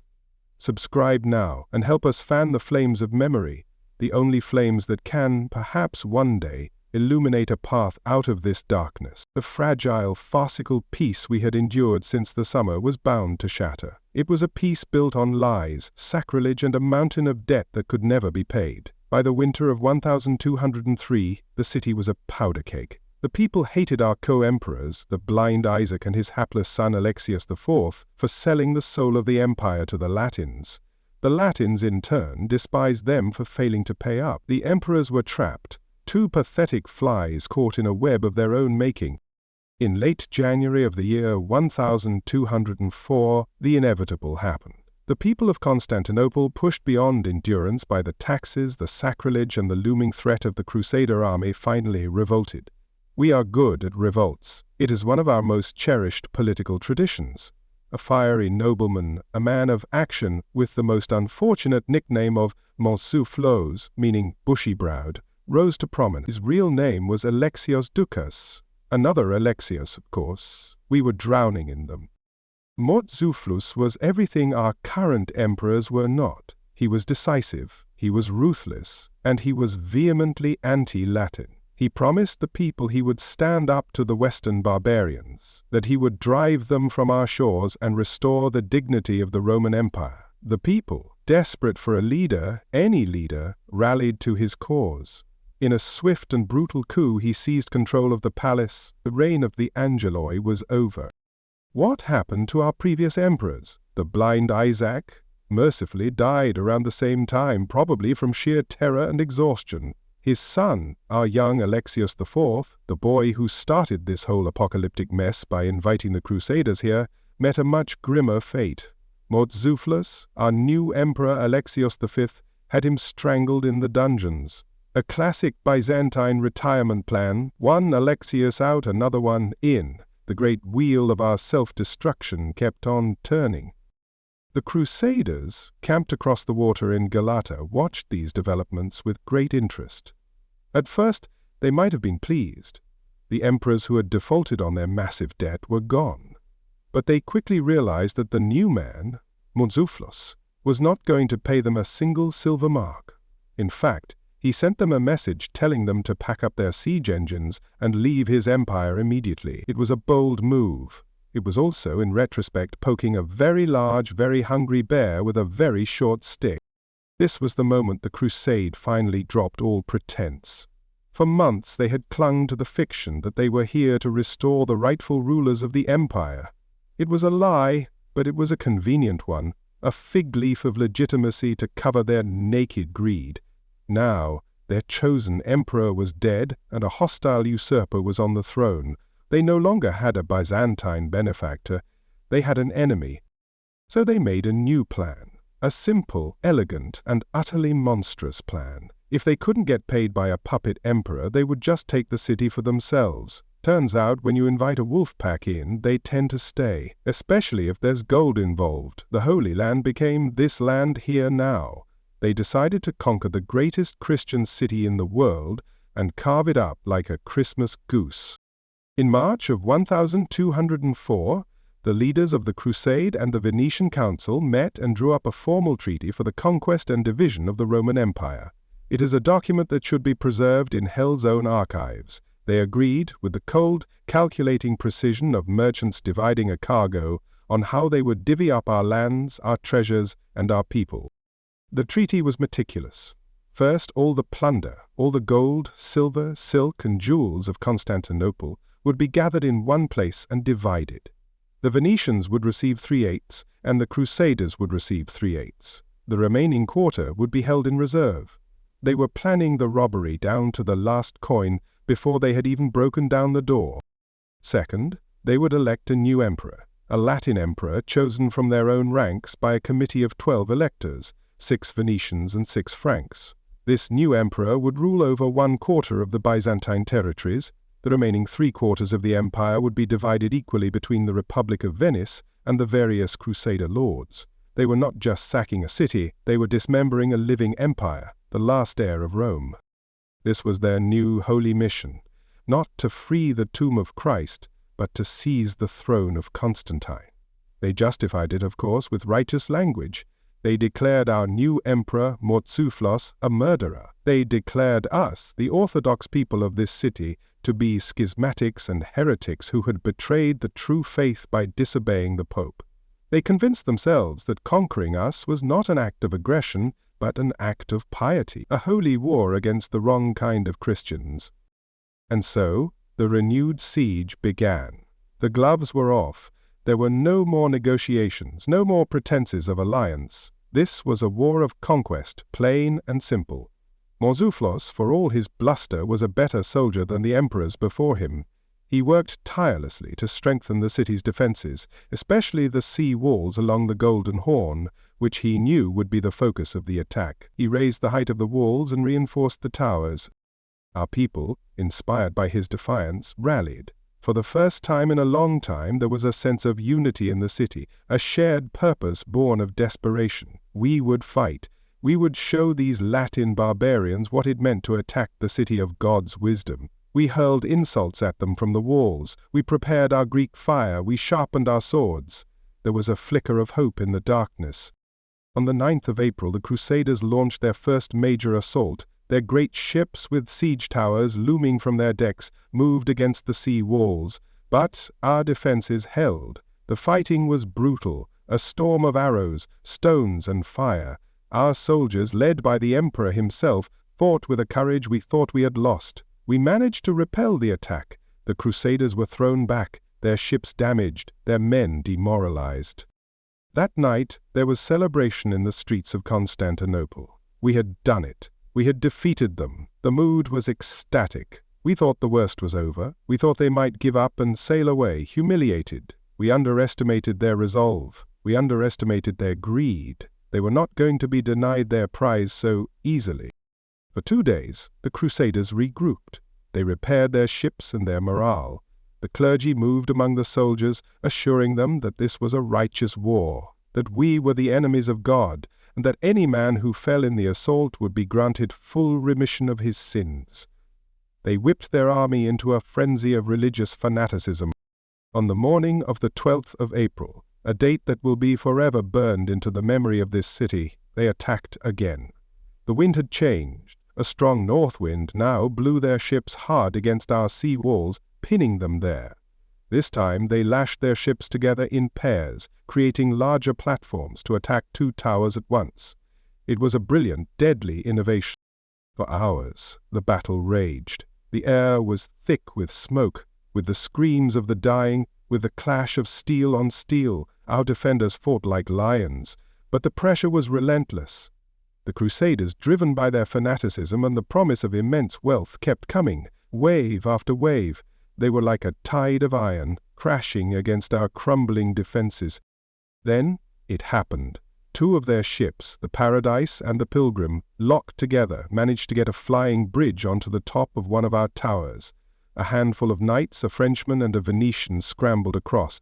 They were the first. They established a tiny foothold, a crack in the dam. Our defenders rushed to throw them off, but it was too late. More Crusaders poured in behind them. The tower was taken. From that single captured tower, the battle turned. The Crusaders now had a secure position on our walls. They were able to open a gate from the inside, and the main body of their army, waiting in the harbor, began to pour into the city. The cry went up through the streets, "The city has fallen." Panic, pure and absolute, took hold. Our Emperor Mourtzouphlos tried to rally a counterattack, but it was hopeless. The disciplined lines of the Crusaders, professional soldiers all, cut through our disorganized militia. He fought bravely, but he could not hold back the flood. Seeing that all was lost, he too fled the city, a final, ignominious act in our long, sad history of cowardly emperors. He escaped into the night, leaving his people to their fate. And what a fate it is! The city, our city, the queen of cities, is now being subjected to a horror that has no name. The sack has begun. This is not the friendly plunder of last year. This is a frenzy of violence, a 3-day orgy of theft, murder, and desecration that defies description. They are breaking down the doors of our homes, our palaces, our churches. They are killing, raping, and looting with an abandon that is truly demonic. If you are still listening to this broadcast, if my voice can still be heard above the screams and the roar of the flames, then you are a witness to the end of the world, or at least the end of our world. The great betrayal is complete. The Christian army that came to save the Holy Land has instead destroyed its greatest guardian. If you're still listening and not in a burning building, subscribe to our channel. It is an absurd thing to ask, I know. The world is ending and the scribe is asking for subscribers. But what else is there to do? We must record this. We must ensure that the truth of this abomination is not lost in the sanitized histories that the victors will surely write. They will call this a great victory. They will call it the judgment of God upon a heretical people. Do not believe them. This is not judgment. This is murder. This is the greatest act of piracy in the history of mankind, cloaked in the robes of piety. Subscribe now. Stand with me in this last, desperate act of defiance. Let us create an archive of this crime, a testament to the horror, so that future generations will know what happened when the wolves came dressed as shepherds. And the end has come. The sky is black with smoke, and the air, once filled with the scent of incense and the sea, is now thick with the coppery tang of blood and the acrid stench of burning history. This is the 12th day of April in the year of our Lord 1204, a day that will be remembered in hell, if not on earth. The final assault is upon us. The wolves are not at the door anymore. They are in a house. After their first failed attack on the 9th, we allowed ourselves a moment of foolish hope. We had repelled them. Our emperor, Alexios V, Mourtzouphlos, the bushy-browed, had shown true courage, fighting on the walls alongside his men. For 2 days, an eerie quiet settled over the Golden Horn. The Crusaders licked their wounds, repaired their ships, and listened to their priests, who were promising them absolution for the slaughter to come. They were priming the pump of their holy rage. This morning they came again. The wind, that fickle traitor, had turned. A strong northerly now blew at their backs, pushing their great Venetian ships, their floating siege towers, hard against our sea walls. They had learned from their failure. This time, they lashed their ships together in pairs, creating broader platforms to attack our battlements, concentrating their force with a brutal, simple genius. It was a terrifying sight, a forest of masts and siege ladders moving relentlessly across the water. The noise was a physical thing, a battering ram against the senses. The blare of their trumpets, the war cries of a dozen different nations, the splintering crash of their siege equipment against our stone towers, and beneath it all, the rhythmic chanting of their priests, urging them on to kill in God's name. They were a storm of steel and piety, and we were the shore being torn away by the tide. Our men fought. By the saints, how they fought! The Varangian Guard, those giants from the north, swung their great axes, cleaving through helmets and shields with a ferocity that was almost inhuman. The city militia, men who were bakers and blacksmiths, only yesterday hurled stones, pots of Greek fire, and anything else they could find down onto the attackers. For hours, the walls of Constantinople were the front line of Christendom's bloody internecine war against itself. We held them. For most of the morning we held them. Their ladders were thrown back, their men hurled into the sea, their siege bridges set alight by our inextinguishable flames. There were moments when I truly believed we might do it again, that our walls, our faith, and our courage would be enough, but there were so many, a seemingly endless supply of mailed thugs, all desperate for our gold and convinced of their own righteousness. The turning point came around midday.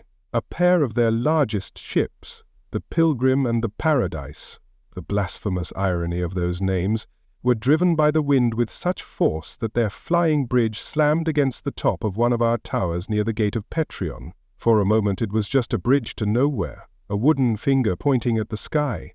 Then a Venetian sailor and a French knight, braver or perhaps just more foolish than the rest, scrambled across. They were a tiny foothold, 2 men on a tower that had stood for centuries. Our defenders swarmed towards them, a wave of steel and desperation, but the 2 held on. They created a space, a tiny bubble of Latin presence on our walls, and through that tiny crack, the flood began. More knights poured across the bridge, securing the tower, then another. They had breached us. After almost 900 years, the Queen of Cities was breached. Once they had a foothold, the rest was a cascade of horror. They fought their way down from the captured towers, opening a postern gate from the inside. Then another. The main body of the Crusader army, which had been waiting in their transports, now had a clear path into our city. The disciplined ranks of Frankish knights began to pour through the gates, a river of death flowing into the streets of our home. The cry went up, a sound of pure despair that echoed from the walls to the great palace. The city is taken. The organized resistance on the battlements collapsed into a terrified, chaotic retreat. Soldiers who had fought like lions moments before now threw down their shields and ran, trying to get back to their homes, to their families. There was no longer an army, only a terrified mob, seeking shelter from the storm. Our emperor, Mourtzouphlos, the man who had promised to save us, tried to rally the troops in the city squares. He rode through the streets, his purple banner held high, pleading with the men to make a stand. But it was like trying to build a dam with sand. The panic was too great. The sight of the Crusader banners, the Lion of Flanders, and the fleur-de-lis of France, flying from our own walls, had broken our spirit completely. They came over the walls, yelling about God, while swinging swords. It was less a holy crusade, more a very violent treasure hunt, with us as the treasure. The initial wave of invaders secured the area around the breached walls, cutting down anyone who stood in their way, soldier or civilian, man or woman. They were not making distinctions. We were all just Greeks, heretics, obstacles between them and their reward. As night began to fall, the Crusaders, fearing a counterattack in the darkness from a populace that still vastly outnumbered them, decided to secure their position. And they did it in the only way they seemed to know how. They started another fire, a third great fire. They set alight the buildings in front of them to create a defensive barrier, a wall of flame to protect them from the people whose city they had just invaded. This fire was the death blow. It roared through the night, consuming what little of the northern city the previous fires had spared. The flames illuminated a scene from the darkest pits of hell. The invaders, their faces lit by the glow of the inferno they had created, setting up their camp amidst the smoldering ruins. And us, the people of Constantine, watching from the darkness as our world was systematically unmade. By morning, it was clear that all was lost. Our emperor, seeing that no rally was possible, that the city was doomed, did what every other emperor in this sad saga has done. He fled. He slipped away into the Thracian countryside, abandoning his flock to the wolves. We awoke on the 13th of April to find ourselves leaderless, defeated, and at the mercy of an army that had promised us nothing but destruction. Now the true sack begins. What is happening in our streets is not war.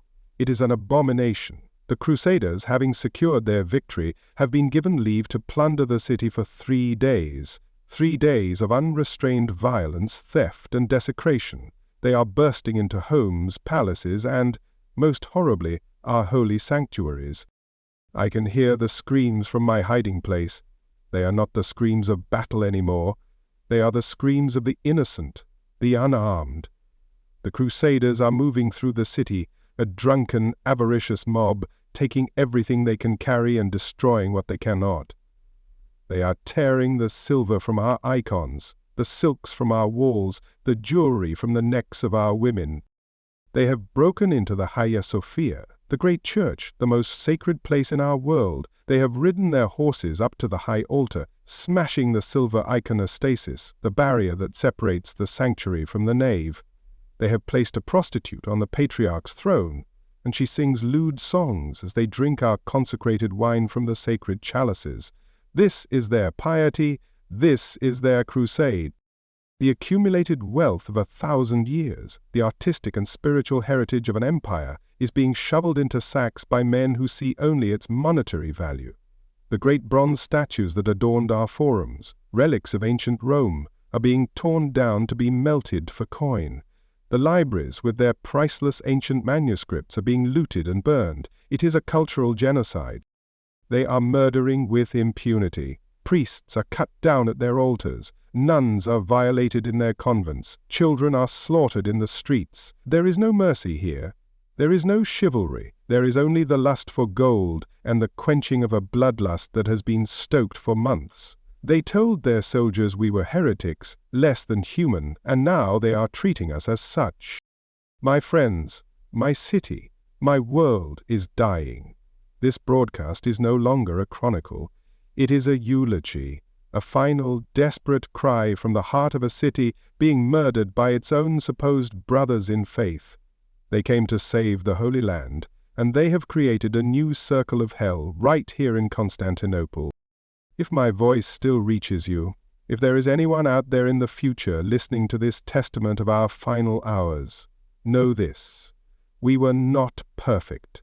Our politics were poisonous, our leaders often foolish, but we were a civilization. We preserved the light of ancient learning while the West languished in darkness. We were the shield of Christendom for centuries, and this is our reward. Support our desperate fight, a fight that is already lost, supported by remembering. Subscribe to this channel, this archive of our agony. Let this broadcast be a monument to our fall, a warning to all who would put their faith in princes or in armies that march under the banner of God. The only thing they worship is gold and power. Do it now, before my voice is silenced forever, before the fire reaches this last sanctuary of memory. Subscribe. Let it be your act of defiance against the dying of the light. Let the world know that on this day, the 12th of a bloody April, a great crime was committed. A crime against God and against humanity. Remember us. Remember Constantinople. The city has fallen. The fighting has stopped. And now the true horror begins. The Crusader leaders, those pious men of God, have granted their soldiers a license. 3 days. 3 days of official, sanctioned, unrestrained plunder. A reward for their holy efforts. It is not a sack. It is a meticulously planned corporate bonus. paid out in the currency of our lives, our treasures, and our souls. 3 days. That's all it took to undo 1,000 years. They took everything that wasn't nailed down, and then they took the nails. The disciplined soldiers who breached our walls have devolved into a drunken, ravenous mob, a horde of locusts in mail swarming through every street, every alley, every home, consuming the accumulated wealth of an empire with a speed and thoroughness that is almost impressive in its barbarity. This is not the random looting of a chaotic battle. This is systematic. It is organized. They have set up collection points in the great churches where the loot is being gathered and inventoried before its division. They are practical, these holy warriors. They understand the importance of good accounting even in the midst of an apocalypse. The Venetians, in particular, move with the ruthless efficiency of creditors repossessing an entire civilization. They are everywhere. They are breaking down the doors of the grandest palaces on the Mies and the humblest workshops in the side streets. No one is safe. If a door is barred, they smash it with axes. If a family tries to hide its meager possessions, they are cut down without a second thought. The concept of private property has been temporarily suspended, replaced by the simple law of the sword. If you are strong enough to take it, it is yours. The murder is casual, almost an afterthought to the theft. An old man who is too slow to hand over a silver cup is run through. A woman who resists their drunken advances is tossed aside like a broken doll. They are not killing for strategic purposes anymore. They are killing out of convenience, out of frustration, out of a sheer, terrifying sense of absolute power over us. We are no longer people to them. We are part of the landscape to be plundered.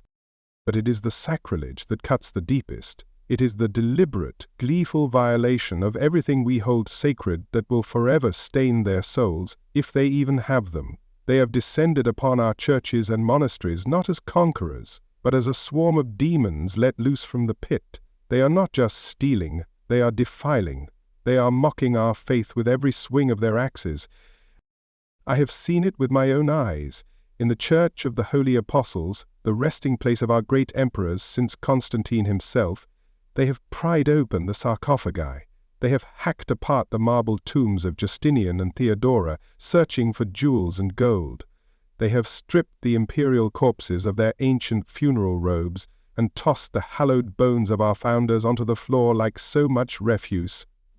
They have stormed the monastery of the Pantocrator, smashing the golden mosaics with their hammers, believing the glittering glass cubes to be solid gold. They tear down the silver iconostasis, the holy screen that guards the altar, and melt it down for bullion. They use our precious icons, works of divine art that have been venerated for centuries, as firewood for their campfires or as gaming tables for their dice. And then there is the Hagia Sophia, the great church, the heart of the Orthodox world. What they have done there is an abomination that cries out to heaven for vengeance. They rode their horses directly into the sanctuary, the animals slipping and sliding on the polished marble floors, defecating at the foot of the great altar. They smashed the altar itself, a masterpiece of gold, silver, and precious gems, and divided the pieces among themselves. A prostitute, a camp follower, was placed upon the patriarch's throne, a throne from which saints have preached. She sat there, painted and drunk, singing bawdy French songs, while the knights and soldiers drank unwatered wine from the sacred chalices of the Eucharist. They were not just looting, they were performing a black mass in the holiest sanctuary of Eastern Christendom. It was a calculated act of humiliation, a statement that our God was powerless before theirs. The relics. Gods the relics. For centuries, Constantinople was the greatest repository of holy relics in the world. We had the crown of thorns, the lance that pierced the side of Christ, the seamless robe, the blood of the Savior, the bones of countless saints and apostles. We guarded them, cherished them, drew strength from their presence. Now they are being stolen, scattered to the winds. The crusader barons and bishops, with a connoisseur's eye, are picking through our holy treasures like vultures at a carcass. They are smashing the priceless golden reliquaries to get at the bone or the piece of wood within. Each one is claiming a piece of the divine for their own cathedral back in France or Flanders or Venice. Our city's spiritual heart is being carved up and shipped west to decorate their own altars, a transfer of sanctity by armed robbery. They found the great bronze statues of the Hippodrome, masterpieces of classical art that had survived for 1,500 years. The great statue of Hercules by Lysippus, the figures of Romulus and Remus with the she-wolf, the towering statue of Helen of Troy. They saw not priceless art, the heritage of mankind. They saw raw material. They are being torn down, hacked to pieces and melted in furnaces for a few thousand coins, an eternal loss for a moment's gain. The libraries are also being plundered. Ancient manuscripts containing the complete works of Homer, the philosophies of Plato and Aristotle, the histories of Herodotus, are being stolen or destroyed. Some are taken by the more learned clerics among them, but most are simply seen as stacks of parchment. I heard a tale of one soldier who used a sheaf of classical poetry to bed down his horse. That is what they think of our learning. The streets are slick with wine from shattered barrels and with blood from shattered bodies. The laughter of drunken soldiers mixes with the weeping of women and the cries of the dying. It is a symphony from hell conducted by the devil himself. This is no longer a city, it is a slaughterhouse and a brothel. And the common soldier is just as culpable as his lord. I saw a Frankish knight, a man sworn to chivalry, dragging a noblewoman by her hair through the forum, her clothes torn. I saw Venetian sailors using a priceless silk tapestry woven with scenes from the life of the emperors as a sack to carry their loot. There is no honor here. The chivalry they boast of is a lie they tell themselves between atrocities. They have even violated the tombs of our saints. They care nothing for the sanctity of the grave. Every church, every chapel is being desecrated. They are driven by a frenzy, a madness. It is as if they are trying to erase us, to wipe every trace of our civilization from the face of the earth. They are not just conquering a city, they are attempting to murder a memory. This is the payment for our sins, the priests now whisper in the hidden corners of the city, for our pride, for our political squabbles, for our supposed heresy. But what sin could possibly merit a punishment like this? What heresy is worse than the one being committed now by these soldiers of the cross? They have made their crusade a mockery, their faith a byword for barbarism. They say that after the 3 days are up, order will be restored. A new Latin emperor will be crowned and peace will return. What a joke! What peace can be built upon these foundations of murder and sacrilege? What empire can rise from these ashes? This is not a new beginning, this is the end. They have killed the Roman Empire. It has bled to death here in its own capital, at the hands of its own brothers. If you are listening to this, if you find some sort of dark entertainment in this tragic melodrama of a dying city, then perhaps you are as lost as they are. But if you listen with horror, with pity, with a sense of the profound and terrible loss that is unfolding, then there is still hope. Subscribe to this chronicle of ruin. Do not turn away. Bear witness with me. This is the story they will not tell in their triumphant histories. This is the bloody truth behind the gold that will soon build new cathedrals in Paris and Venice. This is the price we paid for their crusade. Subscribe. Let my voice be a ghost that haunts their victory, a constant reminder of the crime they committed. But people are people. As Edward McCullough, help me keep this record alive. Let it be a testament for all time. A warning. This is what happens when greed wears the mask of piety. This is what happens when men decide that God is on their side, and that therefore all their crimes are virtues. Subscribe now and let us mourn the passing of a world, just when I thought I had witnessed the absolute depths of human depravity. Just when I believed I had chronicled the worst that these so-called soldiers of Christ could do, they managed to surprise me. They have outdone themselves. The previous fires, the ones from last year, were mere sparks, accidental blazes born of incompetence and bigotry. What is happening now is different. This is not an accident. This is policy. The whole city has become a bonfire. This final great conflagration was not started to cover an assault or to attack a single building. No, this fire was lit on the evening of the 12th of April, after they had already breached the walls, as a tool of the sack itself. They lit it to create a defensive perimeter, a wall of flames to protect them from the citizens whose homes they were about to plunder. They lit it to drive people out of their houses and into the streets, where they could be robbed and murdered more easily. It is the most monstrously practical application of arson I have ever witnessed.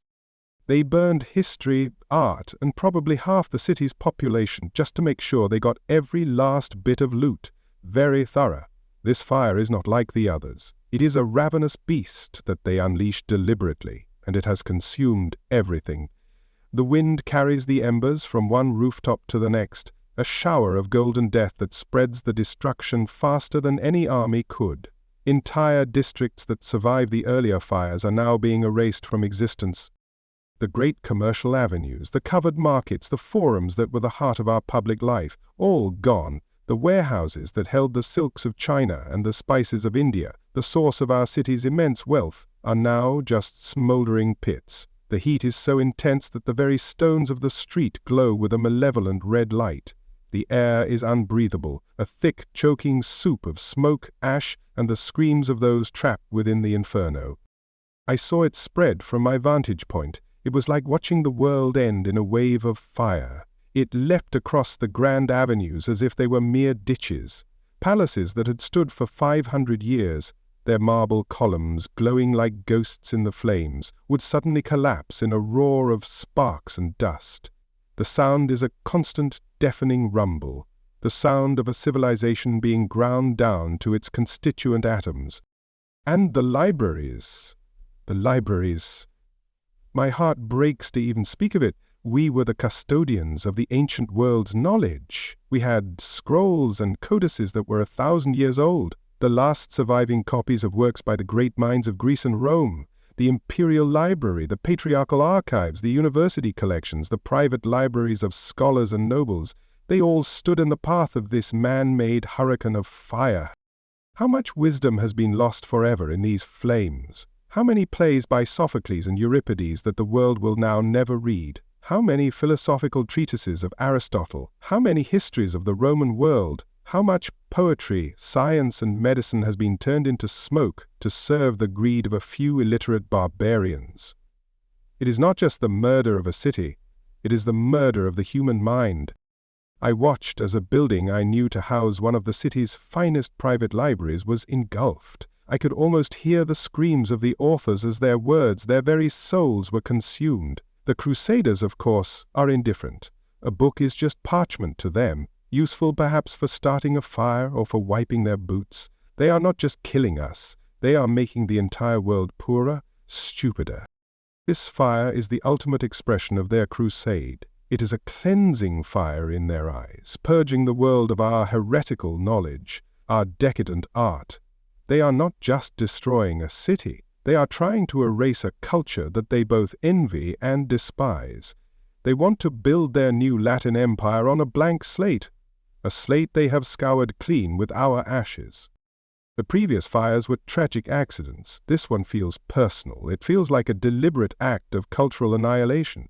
They are not just smashing our icons, they are burning the books that explain them. They are not just melting down our statues, they are burning the histories that give them meaning. They are trying to create a world where Constantinople was nothing but a pile of treasure waiting for their arrival. The fire serves their looting efforts perfectly. In the chaos, as people flee the flames, they are easy prey. The Crusaders stand at the edge of the Inferno, like demons on the shores of a lake of fire, and simply strip the refugees of whatever meager possessions they have managed to save.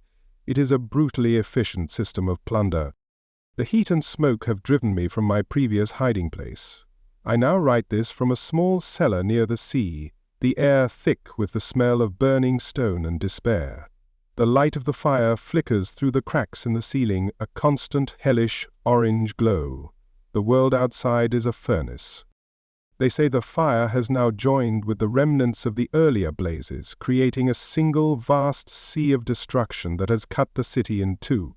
It is impossible to know the true scale of the devastation yet, but from the stories of those who seek shelter here, it is clear that more than half of the city is now gone.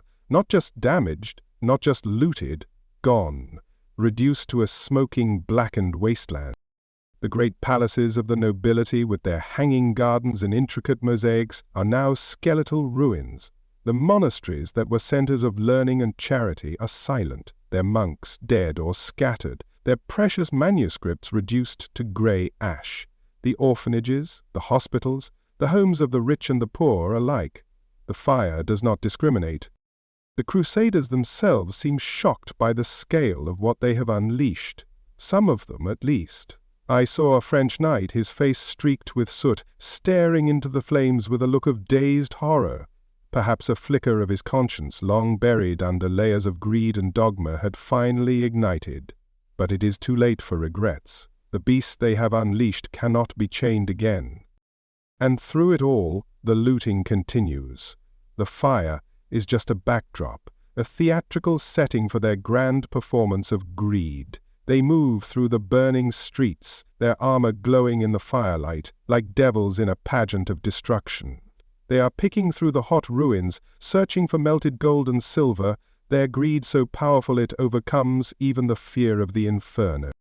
This is the true legacy of the Fourth Crusade, not the liberation of the Holy Land, not the glory of God, but this, a city of ashes, a library of smoke, a civilization burned to the ground for a cartload of gold and a few holy bones. They have become the very thing they claim to be fighting. They are the infidels now. They are the enemies of Christ. If you are listening to this, if you are bearing witness to this final, fiery act of our tragedy, let the image be burned into your mind. This is what happens when faith becomes a weapon. This is what happens when holy war becomes an excuse for unholy plunder. The smoke you see rising from this city is the smoke of their souls, turning to ash. Keep the tragic laughter going, like and subscribe. What else is there to do but laugh at the sheer cosmic absurdity of it all? The champions of Christendom have become the architects of its greatest bonfire. They have destroyed the very city that stood as a shield for their own homelands for centuries. It is a joke played by a mad god, and we are the punchline. Subscribe to this channel. Let this chronicle be the phoenix that rises from these ashes. A memory that cannot be burned, a testament that cannot be silenced. Let the world know what truly happened here, in this city of ghosts and embers. Let them know who lit the match. This is my final plea. The fire is closing in, the air grows thin, but the truth must survive. The story must be told. Subscribe, and keep this tragic, laughable, horrifying story alive. Let it be a lesson, let it be a warning, let it be the eternal flame that memory places on the tomb of our once great city. The fires are mostly out now. What is left is a city of skeletons, an acropolis of charred beams and blackened stones under a grey weeping sky. The 3 days of official terror are over. The Crusaders, their bloodlust sated and their sacks overflowing, are now busy imposing order. Their order. It is the sterile, silent order of a graveyard. The great sack is finished, but the true damage, the wound that will never heal, is only just beginning to fester. They think they have won. They will crown one of their own, a Flemish count, as the new emperor of Romania.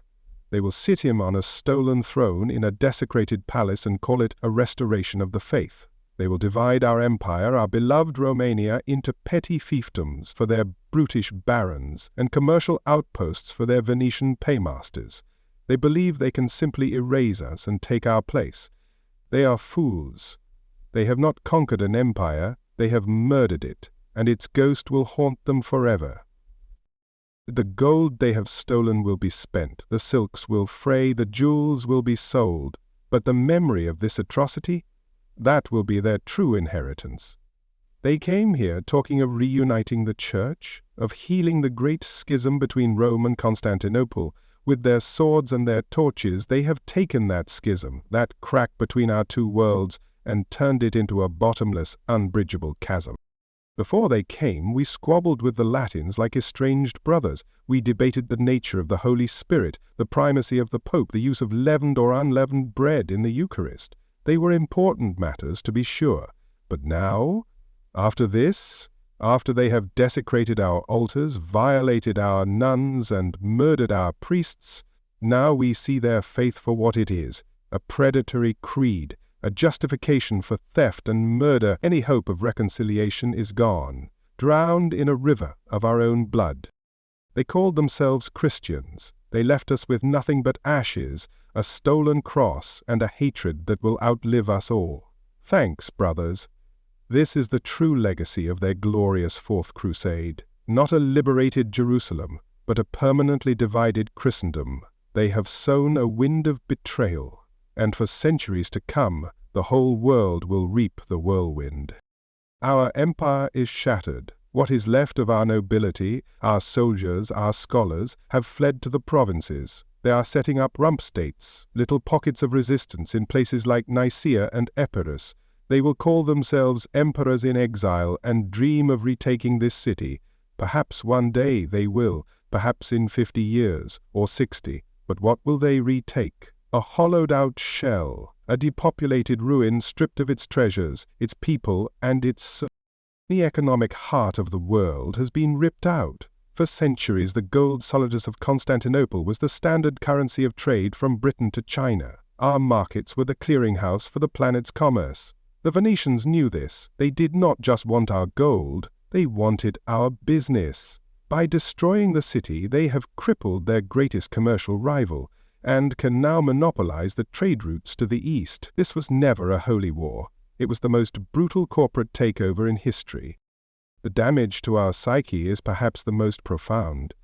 We believed we were the chosen people, that our city was guarded by the Theotokos, the Mother of God herself. We believed we were the bastion of true faith, the last unbroken line to the apostles. We were the Roman Empire. How could this happen? How could God allow his most holy city to be violated by these barbarians, who wore his son's cross on their tunics?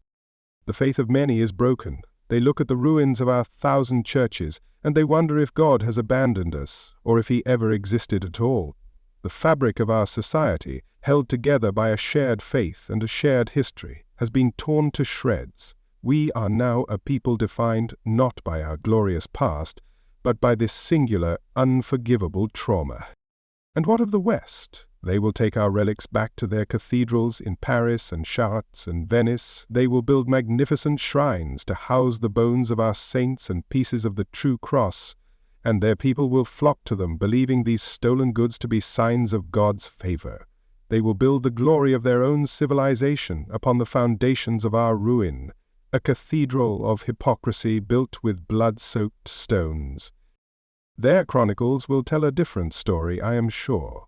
They will speak of our treachery, of our heresy, of our weakness. They will paint themselves as the righteous instruments of God's will. They have to. It is the only way they can sleep at night. But we, the survivors, we will remember the truth. We will teach it to our children, and they to their children. We will nurture this hatred, keep it warm by the fire of our memory. This act has fatally weakened the shield of Europe. For centuries we stood as the bulwark against the expansion of Islam from the east. We fought the Persians, the Arabs, the Seljuk Turks. We bled and died on the frontiers of Christendom, while the West grew fat and safe behind our sacrifices. Now that shield is shattered. Who will stand against the tide now? The Latin knights who occupy our lands are more interested in taxing their new subjects than in defending them. When the next great wave comes from the east, and it will come, there will be no mighty Byzantium to stand in its way. There will be only these petty Frankish lordships squabbling amongst themselves. The fall of Constantinople in 1204 is a direct invitation for the fall of all of Eastern Christendom in the centuries to come. They have, in their greed, signed their own descendants' death warrant. This is the end of my broadcast. My voice is hoarse, my ink is running dry, and my heart is a cold, heavy stone in my chest. I have chronicled the fall of a city, the death of an empire, the betrayal of a faith. I do not know what will become of me. Perhaps I will flee to Nicaea. Perhaps I will be found and killed by the new masters of this city. It no longer matters. My testament is complete. I have been a scribe, a witness. I have recorded the truth of these dark days. I leave this account as a message in a bottle, cast into the great dark sea of the future. Perhaps, one day, someone will find it. Someone will read these words and understand the depth of the crime that was committed here. Perhaps they will learn from it, but I doubt it. The story of mankind is the story of greed and violence and hypocrisy. This was just another chapter, a particularly lurid and tragic one, to be sure, but not unique. The names and the flags change, but the story remains the same. The strong devour the weak, and they always find a holy reason to justify it. They will try to erase us. They will call this city Constantinople no more, but the seat of a new Latin empire. They will try to impose their language, their customs, their pope, but they will fail. The spirit of this place, the ghost of Rome, is older and more stubborn than they are. We will endure, even if only as a memory, a bitter, hateful, and eternal memory in the heart of the West. So what is the lesson in all this? What wisdom can be gleaned from this ocean of suffering? Perhaps it is this: trust no one who claims to be doing God's work while carrying a sword. Trust no one who promises you salvation but demands payment in gold. And never, ever invite a foreign army into your home to solve your family squabbles. They tend to redecorate, and you will not like their taste. If you are still processing this historic betrayal, if the tale of this magnificent, tragic, and foolish city has moved you, then my work has not been in vain. Be sure to subscribe. Let this channel be the archive of our fall, the library that the fires could not consume. Keep our memory alive. The world may forget us. The victors will write their own histories, but as long as one person listens to this broadcast, as long as one person remembers the glory that was Constantinople and the horror of its fall, then we are not truly gone. Our ghost will walk the world, a constant, whispering reminder of the price of Christian betrayal. This is the Scribe of Constantinople signing off. The rest is silence. And ashes. The fires have died, the screams have faded. All that is left is the silence, a profound and heavy quiet, broken only by the whisper of the wind through the skeletal remains of our city. It is a silence that is louder than any battle, a silence filled with the ghosts of 1,000 years. The great sack is over. The Crusaders are counting their gold. The Venetians are counting their profits. And we are left to count our dead. For days I have broadcast the chronicle of our fall. I have spoken of the greed of our enemies and the foolishness of our leaders. I have described the fire, the slaughter, the sacrilege. I have tried to make sense of the senseless, to find some logic in this festival of destruction. I have failed. There is no logic here. There is only the raw, naked truth of power, and what it does to those who have it, and to those who do not. The new masters of this city, a Flemish count who now calls himself emperor, are busy creating their new world on the bones of ours.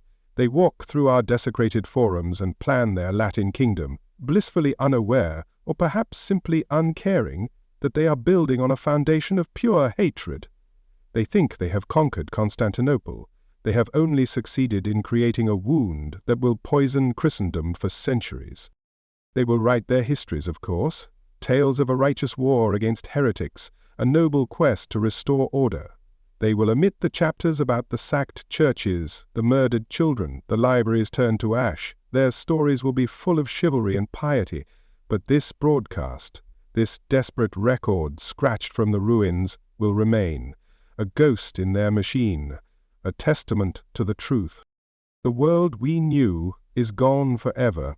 The Roman Empire, the living heir of Augustus and Constantine, has finally been extinguished, not by a pagan horde or a Saracen army, but by a pack of Christian wolves who came dressed as shepherds. They have undone the work of generations, shattered a civilization, and committed a crime so vast it is almost impossible to comprehend. They have killed a dream. We were the city of the world's desire, the guardian of ancient wisdom, the shield of the West. We were flawed, yes, we were arrogant, our politics were a viper's nest, but we were magnificent, and we were betrayed. Betrayed by our allies, betrayed by our own ambitious princes, and ultimately betrayed by the very faith we professed to champion. This was not a war. It was a sordid, violent, and very profitable misunderstanding. And so, as the smoke clears over what was once the Queen of Cities, this has been Leo, your humble and utterly broken scribe, broadcasting from the ruins of Constantinople. We saw the gold taken, the fires rage, and the betrayal sting deepest of all. I have nothing left to report, for there is nothing left, only rubble and ghosts, and the bitter taste of ashes in my mouth. My purpose is done. If this desperate, darkly humorous transmission from the very heart of historical irony has given you a moment of grim amusement or a profound appreciation for not being ransacked by crusading zealots, then my purpose is served. Keep listening, keep questioning, and for the sake of all that is still sacred, keep that subscribe button pressed, because even in the ashes of empire, the echoes of injustice remain until the next broadcast, if there's anything left to report. Farewell, and may your gods be more merciful than ours.